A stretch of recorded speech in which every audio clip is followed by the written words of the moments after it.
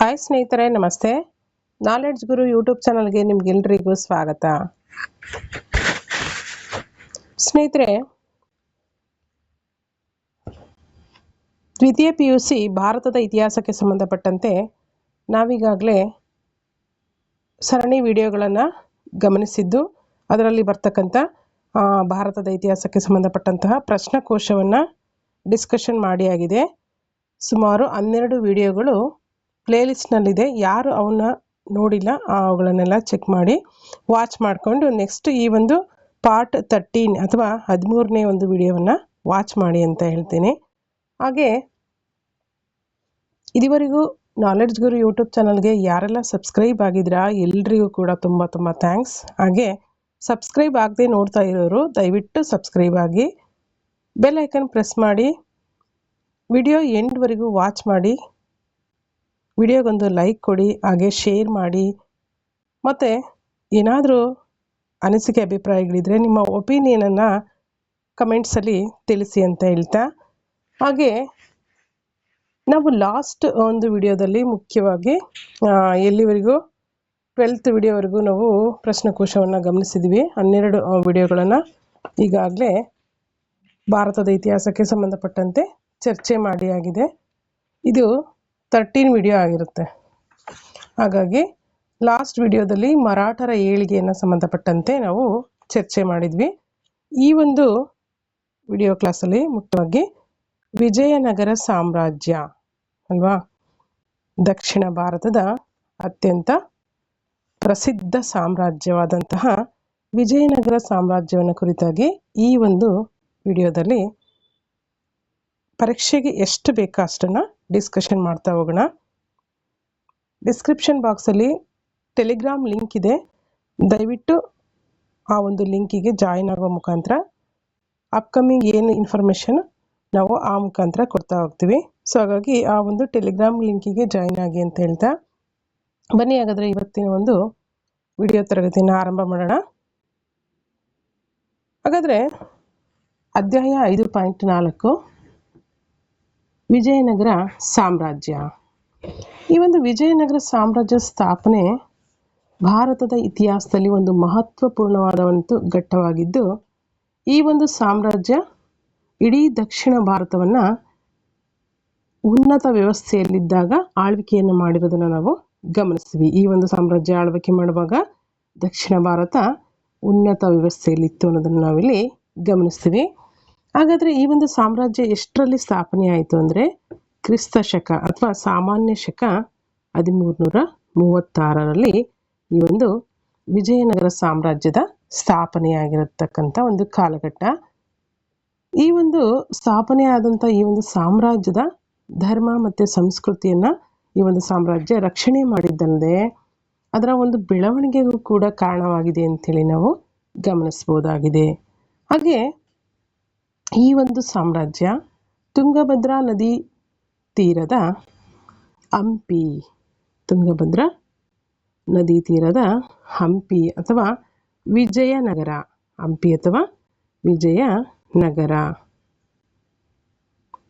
ಹಂಪಿ ಅಥವಾ ವಿಜಯನಗರ ಈ ಒಂದು ಸಾಮ್ರಾಜ್ಯದ ರಾಜಧಾನಿಯಾಗಿತ್ತು. ಯಾವ ಸಾಮ್ರಾಜ್ಯ? ವಿಜಯನಗರ ಸಾಮ್ರಾಜ್ಯದ ರಾಜಧಾನಿ ಹಂಪಿ ಅಥವಾ ವಿಜಯನಗರ ಆಗಿತ್ತು. ಹಂಪಿ ಎಂಬಂಥ ಒಂದು ಪದ ಎಲ್ಲಿಂದ ಬಂದಿದೆ ಅಂದರೆ ಪಂಪಾಂಬಿಕಾ ದೇವತೆಯ ಹೆಸರಿನಿಂದ ಹಂಪಿ ಎಂಬಂಥ ಒಂದು ಪದ ಬಂದಿದೆ ಅಂತೇಳಿ ನಾವು ಗಮನಿಸ್ತೀವಿ. ಎಲ್ಲಿಂದ ಬಂದಿದೆ ಹಂಪಿ ಎಂಬಂಥ ಹೆಸರು? ಪಂಪಾಂಬಿಕಾ ದೇವತೆಯ ಹೆಸರಿನಿಂದ ಹಂಪಿ ಎಂಬಂಥ ಒಂದು ಹೆಸರು ಬಂದಿದೆ ಅಂತೇಳಿ ಗಮನಿಸ್ಬೋದಾಗಿದೆ. ಇಂದು ಬಳ್ಳಾರಿ ಜಿಲ್ಲೆಯ ಹೊಸಪೇಟೆ ತಾಲೂಕಿನಲ್ಲಿ ಈ ಒಂದು ಹಂಪಿ ಕಂಡುಬರ್ತದೆ. ಪ್ರಸ್ತುತ ಹೊಸಪೇಟೆ ತಾಲೂಕು ಏನಾಗಿದೆ?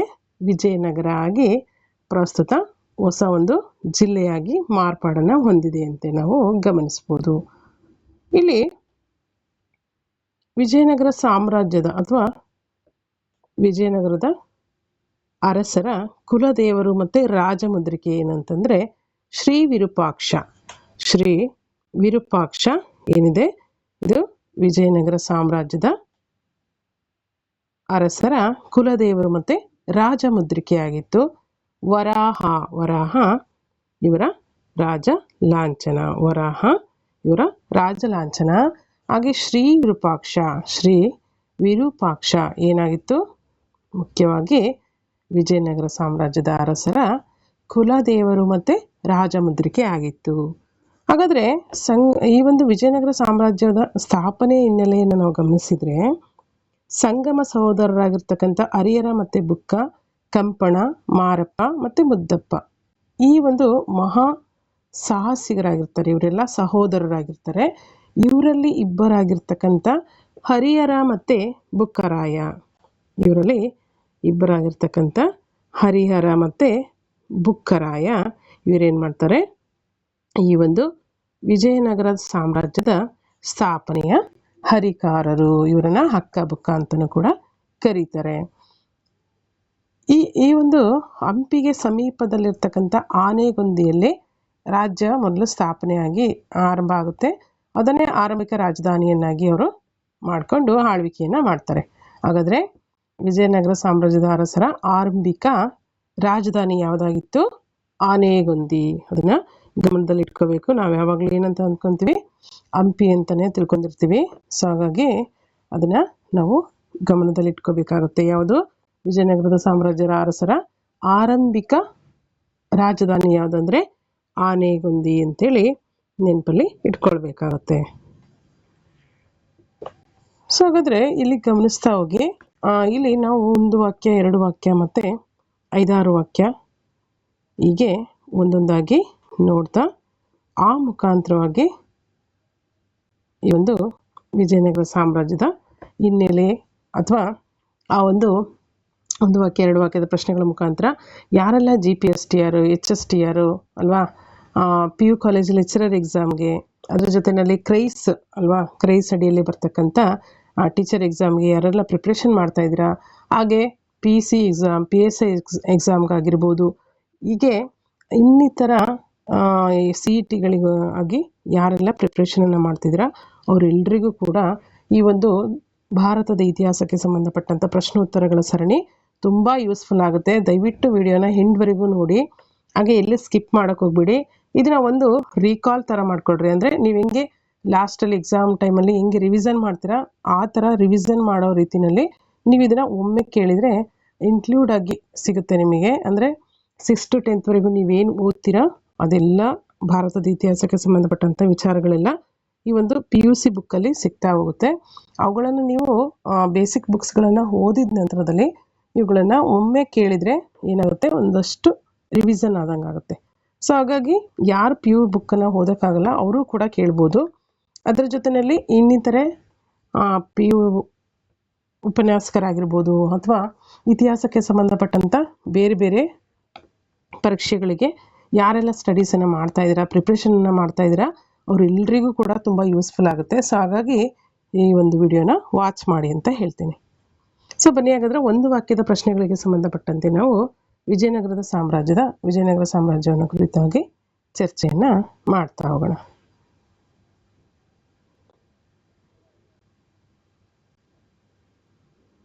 ಒಂದು ವಾಕ್ಯದ ಪ್ರಶ್ನೆಗಳು. ಮೊದಲನೇ ಪ್ರಶ್ನೆ ನೋಡಿ, ವಿಜಯನಗರ ಸಾಮ್ರಾಜ್ಯದ ರಾಜಧಾನಿ ಈಗಾಗಲೇ ನೋಡಿರೋಂಗೆ ಎಲ್ರಿಗೂ ಗೊತ್ತಿರುತ್ತೆ. ಈ ಥರ ಇಷ್ಟೊಂದು ಸಿಲಿಯಾದ ಕ್ವಶನ್ ಏನು ಕೇಳಲ್ಲ, ಬಟ್ ನಾವು ಹಾಗೆ ತಿಳ್ಕೊತ ನೋಡ್ತಾ ಹೋಗೋಣ.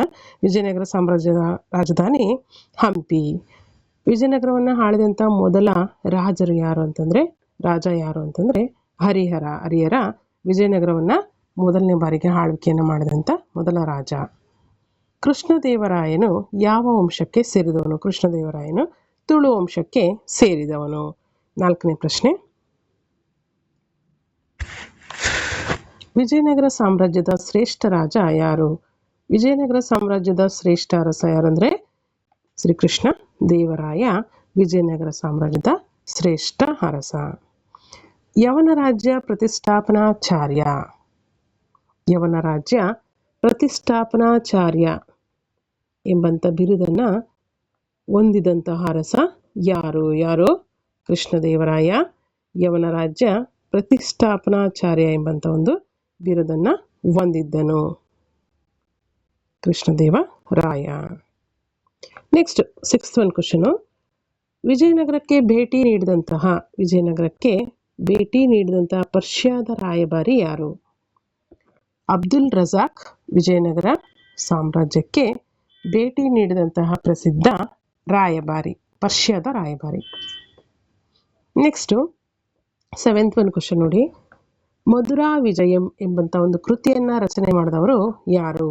ಮಧುರಾ ವಿಜಯಂ ಎಂಬಂಥ ಒಂದು ಕೃತಿಯನ್ನು ರಚನೆ ಮಾಡಿದವರು ಗಂಗಾದೇವಿ. ನೆಕ್ಸ್ಟ್ 8th ಒಂದು ಕ್ವಶನ್ ನೋಡಿ. ವಿಜಯನಗರ ಸಾಮ್ರಾಜ್ಯದ ಅವನತಿಗೆ ಕಾರಣವಾದ ಕದನ ಯಾವುದು? ವಿಜಯನಗರ ಸಾಮ್ರಾಜ್ಯದ ಅವನತಿಗೆ ಕಾರಣವಾದಂಥ ಕದನ ಯಾವುದು? ತಾಳಿಕೋಟೆ ಅಥವಾ ರಕ್ಕಸ ತಂಗಡಗಿ ಕದನ ಅಲ್ವಾ. ನೆಕ್ಸ್ಟು 9th ಒಂದು ಕ್ವಶನ್ ನೋಡಿ. ಬೆಂಗಳೂರಿನ ಸ್ಥಾಪಕರು ಯಾರು? ಬೆಂಗಳೂರಿನ ಸ್ಥಾಪಕರು ಕೆಂಪೇಗೌಡ. ನೆಕ್ಸ್ಟ್ 10th ಒಂದು ಕ್ವಶನು. ನವಕೋಟಿ ನಾರಾಯಣ ಎಂದು ಯಾರನ್ನು ಕರೆಯಲಾಗುತ್ತದೆ? ನವಕೋಟಿ ನಾರಾಯಣ ಎಂದು ಚಿಕ್ಕದೇವರಾಜ ಒಡೆಯರನ್ನ ಕರೆಯಲಾಗ್ತದೆ. ಶಿವಪ್ಪ ನಾಯಕನ ಶಿಸ್ತು ಎಂದರೆ ಏನು? ಶಿವಪ್ಪ ನಾಯಕನ ಶಿಸ್ತು ಎಂದರೆ ಹೊಸ ಕಂದಾಯ ಪದ್ಧತಿಯನ್ನು ಶಿವಪ್ಪ ನಾಯಕನ ಶಿಸ್ತು ಅಂತೇಳಿ ಕರೆಯುತ್ತಾರೆ. ನೆಕ್ಸ್ಟ್ 12th ಒಂದು ಕ್ವಶನು. ಚಿತ್ರದುರ್ಗದ ಕೋಟೆಯನ್ನು ಕಟ್ಟಿಸಿದವರು ಯಾರು? 5ನೇ ಮದಕರಿ ನಾಯಕ ಚಿತ್ರದುರ್ಗದ ಕೋಟೆಯನ್ನು ಕಟ್ಟಿಸಿದನು. ನೆಕ್ಸ್ಟ್ ಚಿತ್ರದುರ್ಗದ ಕೋಟೆಯನ್ನು ರಕ್ಷಿಸಿದಂಥ ವೀರ ಮಹಿಳೆಯರು? ಒನಕೆ ಓಬವ್ವ ಚಿತ್ರದುರ್ಗದ ಕೋಟೆಯನ್ನು ರಕ್ಷಿಸಿದಳು ಅಂತೇಳಿ ನಾವು ಗಮನಿಸಿದ್ದೀವಿ. ನೆಕ್ಸ್ಟು ಮೈಸೂರು ದಸರಾ ಉತ್ಸವವನ್ನು ಆರಂಭಿಸಿದ ರಾಜ ಯಾರು? ಮೈಸೂರು ದಸರಾ ಉತ್ಸವವನ್ನು ಆರಂಭ ಮಾಡಿದಂಥ ರಾಜ ಒಡೆಯರ್. ಇದಿಷ್ಟು ಒಂದು ವಾಕ್ಯದ ಪ್ರಶ್ನೆಗಳಾಯಿತು. ನೆಕ್ಸ್ಟ್ ನಾವು ನೋಡೋದಾದರೆ 2 ಪದ ಅಥವಾ 2 ವಾಕ್ಯದ ಪ್ರಶ್ನೆಗಳಿಗೆ ಉತ್ತರಗಳನ್ನು ಗಮನಿಸ್ತಾ ಹೋಗೋಣ. ಮೊದಲನೇದಾಗಿ ಫಸ್ಟ್ ಕ್ವಶನ್ ನೋಡಿ. ವಿಜಯನಗರ ಸಾಮ್ರಾಜ್ಯದ ಸ್ಥಾಪಕರು ಅಂತಂದರೆ ಈಗಾಗಲೇ ಎಲ್ರಿಗೂ ತಿಳಿದಿರುತ್ತೆ, ಅಕ್ಕಬುಕ್ಕ ಅಥವಾ ಹರಿಹರ ಮತ್ತು ಬುಕ್ಕರಾಯ. Second question. ಕೃಷ್ಣದೇವರಾಯನ ಯಾವುದಾದ್ರೂ 2 ಸಾಹಿತ್ಯಿಕ ಕೃತಿಗಳನ್ನು ತಿಳಿಸಿ. ಅಮುಕ್ತ ಮೌಲ್ಯ ಅಥವಾ ಇನ್ನೊಂದು ಜಾಂಬವತಿ ಕಲ್ಯಾಣಂ. ಅಮುಕ್ತ ಮೌಲ್ಯದ ಮತ್ತು ಜಾಂಬವತಿ ಕಲ್ಯಾಣಂ ಇವು ಕೃಷ್ಣದೇವರಾಯನ ಪ್ರಸಿದ್ಧ ಸಾಹಿತ್ಯಿಕ ಕೃತಿಗಳು. ನೆಕ್ಸ್ಟ್ ಕೃಷ್ಣದೇವರಾಯನ ಯಾವುದಾದ್ರೂ 2 ಬಿರುದುಗಳನ್ನು ತಿಳಿಸಿ. ಕೃಷ್ಣದೇವರಾಯನಿಗೆ ಅನೇಕ ಬಿರುದುಗಳಿರುತ್ತೆ. ಅದರಲ್ಲಿ ಮುಖ್ಯವಾದಂಥ ಬಿರುದುಗಳಂದರೆ ಕನ್ನಡ ರಾಜ್ಯ ರಮಾರಮಣ ಮತ್ತು ಕರ್ನಾಟಕಾಂಧ್ರ ಭೋಜ. ಕನ್ನಡ ರಾಜ್ಯ ರಮಾರಮಣ ಮತ್ತು ಕರ್ನಾಟಕಾಂಧ್ರ ಭೋಜ ಕೃಷ್ಣದೇವರಾಯನ ಪ್ರಮುಖ ಬಿರುದುಗಳು. ನೆಕ್ಸ್ಟ್ 4th ಒಂದು ಕ್ವಶನು. ಮನುಚರಿತಮು ಎಂಬಂಥ ಒಂದು ಕೃತಿಯನ್ನು ಬರೆದವರು ಯಾರು ಮತ್ತು ಅವನ ಬಿರುದು ಏನಾಗಿತ್ತು? ಅಲ್ಲಸಾನಿ ಪೆದ್ದಣ್ಣ. ಯಾರು? ಅಲ್ಲಸಾನಿ ಪೆದ್ದಣ್ಣ ಮನುಚರಿತಮು ಎಂಬಂಥ ಒಂದು ಕೃತಿಯನ್ನು ರಚನೆಯನ್ನು ಮಾಡ್ತಾನೆ. ಸೊ ಅವನಿಗಿದ್ದಂಥ ಬಿರುದು ಯಾವುದು ಅಂತಂದರೆ, ಅಲ್ಲಸಾನಿ ಪೆದ್ದಣ್ಣನಿಗೆ ಇದ್ದಂಥ ಬಿರುದು ಯಾವುದು ಅಂದರೆ ಆಂಧ್ರ ಕವಿತಾ ಪಿತಾಮಹ.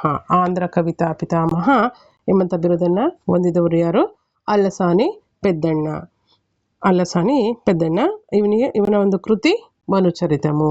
ನೆಕ್ಸ್ಟ್ 5th ಒಂದು ಕ್ವಶನ್ ನೋಡಿ. ಚಿಕ್ಕದೇವರಾಜ ಒಡೆಯರ ಯಾವುದಾದ್ರೂ 2 ಬಿರುದುಗಳನ್ನು ತಿಳಿಸಿ. ಚಿಕ್ಕದೇವರಾಜ ಒಡೆಯರ ಬಿರುದುಗಳಂದರೆ ಮುಖ್ಯವಾಗಿ ಕರ್ನಾಟಕ ಚಕ್ರವರ್ತಿ, ಅಪ್ರತಿಮ ವೀರ ಮತ್ತು ನವಕೋಟಿ ನಾರಾಯಣ. ಕರ್ನಾಟಕ ಚಕ್ರವರ್ತಿ, ಅಪ್ರತಿಮ ವೀರ ಮತ್ತು ನವಕೋಟಿ ನಾರಾಯಣ ಎಂಬಂಥ ಬಿರುದುಗಳನ್ನು ಹೊಂದಿದಂತಹ ಅರಸ ಯಾರು? ಚಿಕ್ಕದೇವರಾಜ ಒಡೆಯರ್. ನೆಕ್ಸ್ಟ್ ಕನ್ನಡದ ಪ್ರಪ್ರಥಮ ನಾಟಕ ಯಾವುದು ಮತ್ತು ಅದರ ಕರ್ತೃ ಯಾರು?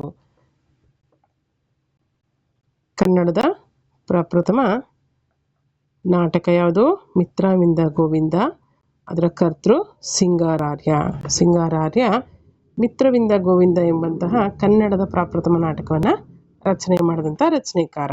ನೆಕ್ಸ್ಟ್ 7th ಒಂದು ಕ್ವಶನು. ಅದಿಬದೆಯ ಧರ್ಮ ಎಂಬ ಕೃತಿಯನ್ನು ರಚಿಸಿದಂತಹ ಕವಯಿತ್ರಿ ಯಾರು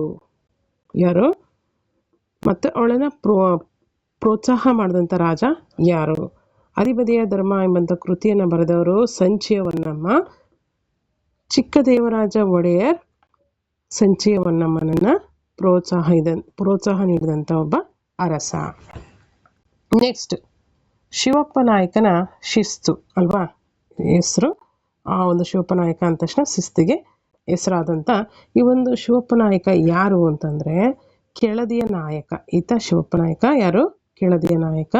ಆಗ ಅವನಿಗೆ ಏನಕ್ಕೆ ಪ್ರಸಿದ್ಧಿ ಆಗಿದೆ ಅಂದರೆ ಪ್ರಸಿದ್ಧಿ ಆಗಿದ್ದು ಹೊಸ ಕಂದಾಯ ಪದ್ಧತಿಯನ್ನು ಜಾರಿಗೆ ತಂದು ಆತ ತುಂಬ ಪ್ರಖ್ಯಾತಿಯನ್ನು ಪಡೆದುಕೊಳ್ತಾನೆ. ಹಾಗಾಗಿ ಶಿವಪ್ಪ ನಾಯಕನ ಶಿಸ್ತು ಅಂತೇಳಿ ಅದು ಏನಾಗುತ್ತೆ, ಹೆಸರುವಾಸಿ ಆಗುತ್ತೆ. ಇದಿಷ್ಟು 2 ವಾಕ್ಯ ಅಥವಾ 2 ಪದಗಳ ಪ್ರಶ್ನೋತ್ತರಗಳಾಯಿತು. ನೆಕ್ಸ್ಟ್ ನಾವು ನೋಡೋದಾದರೆ 15ರಿಂದ 20 ವಾಕ್ಯಗಳಲ್ಲಿ ಉತ್ತರಿಸ್ತಕ್ಕಂಥ ಅಂದರೆ ಲಾಂಗ್ ಕ್ವಶನ್ಸ್ಗೆ ಆನ್ಸರನ್ನು ನಾವಿಲ್ಲಿ ಗಮನಿಸ್ತಾ ಹೋಗೋಣ. ವಿಜಯನಗರ ಸಾಮ್ರಾಜ್ಯಕ್ಕೆ ಸಂಬಂಧಪಟ್ಟಂತೆ ಮುಖ್ಯವಾಗಿ ಇಲ್ಲಿ ತಾಳಿಕೋಟೆ ಕದನ ನಡೆಯುತ್ತೆ ಅಲ್ವಾ. ಈ ಒಂದು ತಾಳಿಕೋಟೆ ಕದನಕ್ಕೆ ಸಂಬಂಧಪಟ್ಟಂತೆ ಕಾರಣಗಳು ಮತ್ತು ಅದರಿಂದ ಆಗಿರ್ತಕ್ಕಂಥ ಪರಿಣಾಮಗಳು ಏನು, ವಿಜಯನಗರ ಸಾಮ್ರಾಜ್ಯದ ಮೇಲೆ ತಾಳಿಕೋಟೆ ಕದನದಿಂದ ಆದಂಥ ಪರಿಣಾಮಗಳೇನು, ಕಾರಣ ಮತ್ತು ಪರಿಣಾಮಗಳು ಅಂತೇಳಿ ನಾವಿಲ್ಲಿ ಗಮನಿಸ್ತಾ ಹೋಗ್ಬೇಕಾಗುತ್ತೆ.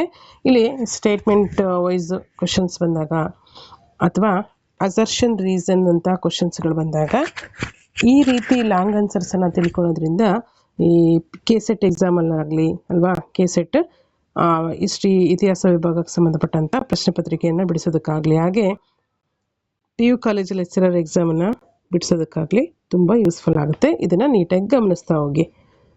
ಇಲ್ಲಿ ತಾಳಿಕೋಟೆ ಕದನ ವಿಜಯನಗರ ಸಾಮ್ರಾಜ್ಯದ ಇತಿಹಾಸದಲ್ಲಿ ಒಂದು ನಿರ್ಣಾಯಕವಾದಂಥ ಕದನ ಆಗಿರುತ್ತೆ. ಯಾಕೆ ಅಂತಂದರೆ ಈ ಒಂದು ಕದನ ವಿಜಯನಗರ ಸಾಮ್ರಾಜ್ಯ ಮತ್ತು ಬಹುಮನಿ ರಾಜ್ಯಗಳ ನಡುವೆ ಏನಾಗುತ್ತೆ 1565ರಲ್ಲಿ ನಡೆಯುತ್ತೆ. ಕ್ರಿಸ್ತಶಕ 1565ರಲ್ಲಿ ವಿಜಯನಗರ ಸಾಮ್ರಾಜ್ಯ ಮತ್ತು ಬಹುಮನಿ ಸುಲ್ತಾನರ ರಾಜ್ಯಗಳ ನಡುವೆ ಈ ಒಂದು ತಾಳಿಕೋಟೆ ಕದನ ಅಥವಾ ರಕ್ಕಸ ತಂಗಡಗಿ ಕದನ ಜರುಗುತ್ತೆ. ಈ ಒಂದು ಕದನದಲ್ಲಿ ವಿಜಯನಗರದ ನಾಯಕತ್ವವನ್ನು ಯಾರು ವಹಿಸಿರ್ತಾರೆ ಅಂತಂದರೆ ಅಳಿಯ ರಾಮರಾಯ ವಿಜಯನಗರ ಸಾಮ್ರಾಜ್ಯದ ಒಂದು ನಾಯಕತ್ವವನ್ನು ವಹಿಸಿರ್ತಾನೆ. ಈ ವಿರೋಧಿ ಗುಂಪಿನಲ್ಲಿ ಶಾಹಿ ಸುಲ್ತಾನರ ಒಕ್ಕೂಟ ಸೈನ್ಯವಿರುತ್ತೆ. ಈ ಶಾಹಿ ಸುಲ್ತಾನರ ಒಕ್ಕೂಟ ಸೈನ್ಯ ಯಾವ್ಯಾವ್ದಿರುತ್ತೆ ಅಂತಂದರೆ ಬಿಜಾಪುರ, ಅಹಮದ್ನಗರ, ಗೋಲ್ಕೊಂಡ, ಬೀದರ್ ಸುಲ್ತಾನರು. ಈ ಒಂದು ಶಾಹಿ ಸುಲ್ತಾನರ ಒಕ್ಕೂಟ ಸೈನ್ಯ ಒಂದು ಕಡೆ ಆದರೆ ಇನ್ನೊಂದು ಕಡೆ ಅಳಿಯ ರಾಮರಾಯನ ವಿಜಯನಗರದ ಸಾಮ್ರಾಜ್ಯದ ಒಂದು ಸೈನ್ಯ ಇನ್ನೊಂದು ಕಡೆ ವಿರುದ್ಧವಾಗಿ ಏನು ಮಾಡ್ತಾರೆ, ಈ ಒಂದು 1565ರಲ್ಲಿ ತಾಳಿಕೋಟೆ ಕದನವನ್ನು ಮಾಡ್ತಾರೆ. ಹಾಗಾದರೆ ಈ ಒಂದು ಕದನ ನಡೀಲಿಕ್ಕೆ ಮುಖ್ಯವಾದಂಥ ಕಾರಣಗಳು ಏನಾಗಿತ್ತು ಅಂತೇಳಿ ನಾವು ಗಮನಿಸಬೇಕಾಗತ್ತೆ. ಮೊದಲನೇದಾಗಿ ಈ ಒಂದು ಕದನ ನಡೀಲಿಕ್ಕೆ ಕಾರಣವಾದಂಥ ಅಂಶಗಳಲ್ಲಿ ದೋಹ ಪ್ರದೇಶದ ಮೇಲಿನ ಪ್ರಭುತ್ವ ಅಥವಾ ಹಿಡಿತವನ್ನು ಸಾಧಿಸಲಿಕ್ಕೋಸ್ಕರ. ಯಾವುದು? ದೋಹ ಪ್ರದೇಶದ ಮೇಲಿನ ಪ್ರಭುತ್ವ. ಯಾಕೆ ಅಂತಂದರೆ ಇಲ್ಲಿ ಕೃಷ್ಣ ಮತ್ತು ತುಂಗಭದ್ರಾ ನದಿಗಳ ನಡುವಿನ ಪ್ರದೇಶವನ್ನು ಏನಂತ ಕರಿತೀವಿ? ದೋಹಬ್ ಅಂತೇಳಿ ಕರಿತೀವಿ. ಹಾಗಾಗಿ ಇಲ್ಲಿ ಏನಾಗುತ್ತೆ ಅಂತಂದರೆ ಈ ಒಂದು 2 ನದಿಗಳ ನಡುವಿನ ಪ್ರದೇಶದ ಒಂದು ಹಿಡಿತವನ್ನು ಅಲ್ವಾ, 2 ಪ್ರದೇಶಗಳ ಹಿಡಿತವನ್ನು ಸಾಧಿಸಲಿಕ್ಕೋಸ್ಕರ ಶಾಹಿ ಸುಲ್ತಾನರಿಗೂ ಮತ್ತು ವಿಜಯನಗರದ ಅರಸರಿಗೆ ಏನಾಗುತ್ತೆ ಈ ಒಂದು ಯುದ್ಧವನ್ನು ಮಾಡೋದಕ್ಕೆ ಕಾರಣ ಆಗುತ್ತೆ. ಸೊ ನೆಕ್ಸ್ಟ್ ಧಾರ್ಮಿಕ ಭಿನ್ನತೆ. ಇಲ್ಲಿ ವಿಜಯನಗರ ಹಾಗೂ ಶಾಹಿ ಸುಲ್ತಾನರ ನಡುವೆ ಏನಾಗುತ್ತೆ ಇದ್ದಂತಹ ಧಾರ್ಮಿಕ ಮತ್ತು ಸಾಂಸ್ಕೃತಿಕ ಭಿನ್ನತೆಗಳು ಕೂಡ ಏನಾಗುತ್ತೆ ಅಂತಂದರೆ ಈ ಒಂದು ಕದನ ನಡೆಯಲಿಕ್ಕೆ ಮುಖ್ಯವಾದಂಥ ಕಾರಣ ಆಗುತ್ತೆ ಅಂತೇಳಿ ನಾವು ಗಮನಿಸ್ಬೋದಾಗಿದೆ. ನೆಕ್ಸ್ಟು ಅಳಿಯ ರಾಮರಾಯನ ಒಂದು ನೀತಿ ಅಲ್ವಾ. ಅಳಿಯ ರಾಮರಾಯನ ಒಂದು ನೀತಿ ಏನಾಗಿತ್ತು ಅಂತಂದರೆ ಇಲ್ಲಿ ಅರವೀಡು ಮನೆತನದ ರಾಜ ರಾಮರಾಯನು ತುಳು ವಂಶದ ಶ್ರೀ ಕೃಷ್ಣದೇವರಾಯನ ಮಗಳನ್ನ ವಿವಾಹ ಆಗಿರ್ತಾನೆ. ಯಾರೀತ? ಅರವೀಡು ಮನೆತನದ ರಾಮರಾಯ ತುಳು ವಂಶದ ಶ್ರೀಕೃಷ್ಣದೇವರಾಯನ ಮಗಳನ್ನು ವಿವಾಹ ಆಗಿ ಅಂದಿನಿಂದ ಅಳಿಯ ರಾಮರಾಯ ಅಂತಲೇ ಪ್ರಸಿದ್ಧ ಆಗ್ತಾನೆ. ಸೊ ಈತ ಅಚ್ಯುತರಾಯ ಮತ್ತು ಸದಾಶಿವರಾಯರ ಕಾಲದಲ್ಲಿ ಸರ್ವಾಧಿಕಾರಿಯಾಗಿ ಹೊರಹೊಮ್ತಾನೆ. ಅನಂತರ ಶಾಹಿ ಸುಲ್ತಾನರ ಆಂತರಿಕ ಕಚ್ಚಾಟದಲ್ಲಿ ಮಧ್ಯಪ್ರವೇಶಿಸ್ತಾನೆ. ಒಡೆದು ಆಳುವ ನೀತಿಯನ್ನು ಇಲ್ಲಿ ಅನುಸರಿಸ್ತಾನೆ ಈತ. ಯಾರ ನಡುವೆ? ಶಾಹಿ ಸುಲ್ತಾನರ ಒಂದು ಆಂತರಿಕ ಕಲಹದಲ್ಲಿ ಏನು ಮಾಡ್ತಾನೆ ಅಳಿಯ ರಾಮರಾಯ? ಒಡೆದು ಆಳುವ ನೀತಿಯನ್ನು ಅನುಸರಿಸ್ತಾನೆ. ಅದೇ ಮುಂದೆ ಏನಾಗುತ್ತೆ, ಅವರೆಲ್ಲ ತಮ್ಮ ವೈರತ್ವವನ್ನು ಮರೆತು ವಿಜಯನಗರ ಸಾಮ್ರಾಜ್ಯದ ವಿರುದ್ಧವೇ ಹೋರಾಡೋದಕ್ಕೆ ಮುಖ್ಯವಾದಂಥ ಅಳಿಯ ರಾಮರಾಯನ ಒಂದು ನೀತಿ ಕಾರಣ ಆಗ್ತದೆ. ನೆಕ್ಸ್ಟ್ 4ನೇ ಒಂದು ಅಂಶ, ಈ ಒಂದು ತಾಳಿಕೋಟೆ ಕದನ ನಡೀಲಿಕ್ಕೆ ಏನು ಕಾರಣ? ತತ್ಕ್ಷಣದ ಒಂದು ಕಾರಣ ಏನಪ್ಪ ಅಂತಂದರೆ, ಈ ಬಿಜಾಪುರದ ಆದಿಲ್ ಶಾ ಮತ್ತು ಅಳಿಯ ರಾಮರಾಯನನ್ನು ರಾಯಚೂರು ಕೋಟೆಯನ್ನು ಹಿಂತಿರುಗಿಸ್ಬೇಕಂತೇಳಿ ಒತ್ತಾಯಿಸ್ತಾನೆ. ಯಾರು? ಬಿಜಾಪುರದ ಅಲಿ ಆದಿಲ್ ಶಾ ಯಾರನ್ನ? ಅಳಿಯ ರಾಮರಾಯನನ್ನು ರಾಯಚೂರು ಕೋಟೆಯನ್ನು ವಾಪಸ್ ನೀಡಬೇಕು ಅಥವಾ ಹಿಂತಿರುಗಿಸ್ಬೇಕು ಅಂತೇಳಿ ಒತ್ತಾಯಪಡಿಸ್ತಾನೆ. ಬಟ್ ಇಲ್ಲೇನಾಗುತ್ತೆ ಅಂತಂದರೆ, ಅಳಿಯ ರಾಮರಾಯ ಅದನ್ನು ನಿರಾಕರಿಸ್ತಾನೆ. ಯಾವುದನ್ನು? ರಾಯಚೂರು ಕೋಟೆಯನ್ನು ಬಿಜಾಪುರದ ಅಲಿ ಆದಿಲ್ ಶಾಗೆ ವಾಪಸ್ ಮಾಡೋದನ್ನು ಅಥವಾ ಹಿಂತಿರುಗಿಸೋದನ್ನು ನಿರಾಕರಿಸ್ತಾನೆ. ಇದೇ ತಕ್ಷಣದ ಒಂದು ಯುದ್ಧಕ್ಕೆ ಮುಖ್ಯವಾದಂಥ ಕಾರಣ ಆಗುತ್ತೆ. ಸೊ ಇಲ್ಲಿ ಸಾಮಾನ್ಯ ಶಕ 1565ರಲ್ಲಿ ಎಷ್ಟರಲ್ಲಿ? ಸಾಮಾನ್ಯ ಶಕ 1565ರಲ್ಲಿ ತಾಳಿಕೋಟೆ ಕದನದಲ್ಲಿ ಶಾಹಿ ಸುಲ್ತಾನರುಗಳು ವಿಜಯನಗರ ಸಾಮ್ರಾಜ್ಯವನ್ನು ಸಂಪೂರ್ಣವಾಗಿ ಸೋಲಿಸಿ ಅಲ್ಲಿರ್ತಕ್ಕಂಥ ಸಿರಿ ಸಂಪತ್ತನ್ನೆಲ್ಲವನ್ನು ಕೂಡ ಏನು ಮಾಡ್ತಾರೆ? ಕೊಂಡೊಯ್ತಾರೆ. ಲೂಟಿಯನ್ನು ಮಾಡಿ ವೈಭವದ ಒಂದು ನಗರವನ್ನು ಸಂಪೂರ್ಣವಾಗಿ ಸ್ಮಶಾನವನ್ನಾಗಿ ಮಾಡ್ತಾರೆ. ಸೊ ಇದರಿಂದ ಏನಾಗುತ್ತೆ? ಸಂಪೂರ್ಣವಾಗಿ ವಿಜಯನಗರ ಸಾಮ್ರಾಜ್ಯ ಅಂತ್ಯಗೊಳ್ತದೆ. ಈ ಒಂದು ಕದನದ ಮುಖಾಂತರ ಸಂಪೂರ್ಣವಾಗಿ ವಿಜಯನಗರ ಸಾಮ್ರಾಜ್ಯ ತನ್ನ ಒಂದು ಗತ ವೈಭವವನ್ನು ಏನು ಮಾಡುತ್ತೆ? ಕಳೆದುಕೊಳ್ತದೆ ಅಂತೇಳಿ ನಾವು ಹೇಳ್ಬೋದು. ಆದರೆ ಈ ಒಂದು ವಿಜಯನಗರ ಸಾಮ್ರಾಜ್ಯದಲ್ಲಿ ಮತ್ತು ಬಹುಮನಿ ಸುಲ್ತಾನರಿಗೆ ಈ ಒಂದು ಶಾಹಿ ಸುಲ್ತಾನರಿಗೆ ನಡೆದಿರ್ತಕ್ಕಂಥ ಈ ಒಂದು ಕದನದಿಂದಾಗಿ ಏನೆಲ್ಲ ಎಫೆಕ್ಟ್ ಆಗ್ತದೆ ಅಂತಂದರೆ, ಇಲ್ಲಿ ಮುಖ್ಯವಾಗಿ ಗಮನಿಸಿ, ವಿಜಯನಗರ ಸಾಮ್ರಾಜ್ಯವು ತನ್ನ ವೈಭವವನ್ನು ಸಂಪೂರ್ಣವಾಗಿ ಕಳೆದುಕೊಳ್ತದೆ. ಹಾಗೆ ವಿರೋಧಿ ಗುಂಪಿನ ಈ ಒಂದು ಶಾಹಿ ಸುಲ್ತಾನರು ಅನೇಕ ತಿಂಗಳುಗಳ ಕಾಲ ವಿಜಯನಗರವನ್ನು ಲೂಟಿ ಮಾಡ್ತಾರೆ. ಇನ್ನೆಷ್ಟು ಸಂಪತ್ತು ಇರ್ಬೋದು ಅಂತೇಳಿ ಇದರಿಂದ ನಮಗೆ ತಿಳಿದು ಬರ್ತದೆ. ಅಂದರೆ ತಿಂಗಳುಗಳ ಕಾಲ ಶಾಹಿ ಸುಲ್ತಾನರು ವಿಜಯನಗರ ಸಾಮ್ರಾಜ್ಯವನ್ನು ಏನು ಮಾಡ್ತಾರೆ? ಲೂಟಿ ಮಾಡ್ತಾರೆ. ಇದೊಂದು ಪ್ರಮುಖವಾದ ಪರಿಣಾಮ. ನೆಕ್ಸ್ಟ್ 2ನೇದಾಗಿ, ಪೋರ್ಚುಗೀಸರು ವಿಜಯನಗರದ ರಾಜರ ಪ್ರೋತ್ಸಾಹವನ್ನು ಕಳೆದುಕೊಳ್ತಾರೆ. ಈ ಹಿಂದೆ ವಿಜಯನಗರ ಸಾಮ್ರಾಜ್ಯದ ಅರಸರು ಏನು ಮಾಡ್ತಾರೆ? ಪೋರ್ಚುಗೀಸರಿಗೆ ಸಹಾಯ ಮಾಡಿರ್ತಾರೆ. ಸೊ ಹಾಗಾಗಿ ಅವರ ಒಂದು ಪ್ರೋತ್ಸಾಹ ಅವರಿಗಿರುತ್ತೆ. ಸೊ ಹಾಗಾಗಿ ಇವ್ರು ಏನು ಮಾಡ್ತಾರೆ? ಈ ಸಂದರ್ಭದಲ್ಲಿ ವಿಜಯನಗರ ತನ್ನ ವೈಭವವನ್ನು ಕಳೆದುಕೊಂಡಿದ್ರಿಂದ ಪೋರ್ಚುಗೀಸರಿಗೂ ಕೂಡ ಅವರ ಒಂದು ಪ್ರೋತ್ಸಾಹವನ್ನು ಕಳೆದುಕೊಳ್ಬೇಕಾಗುತ್ತೆ. ಹಾಗೆ ಗೋವಾಕ್ಕೆ ಮಾತ್ರ ಇವರು ಪೋರ್ಚುಗೀಸರು ಸೀಮಿತರಾಗಿರ್ತಾರೆ. ನೆಕ್ಸ್ಟ್ 3ನೇ ಒಂದು ಅಂಶವನ್ನು ಗಮನಿಸಿ. ವಿಜಯನಗರದ ಅರಸರು ಶೃಂಗೇರಿ, ಕಾಳಹಸ್ತಿ, ತಿರುಪತಿ, ಶ್ರೀಶೈಲ ಹೀಗೆ ಮೊದಲಾದಂತಹ ಧಾರ್ಮಿಕ ಕೇಂದ್ರಗಳಿಗೆ ನೀಡುತ್ತಿದ್ದಂತಹ ದಾನದತ್ತಿಗಳು ಕೂಡ ಸಂಪೂರ್ಣವಾಗಿ ನಿಂತು ಹೋಗುತ್ತೆ.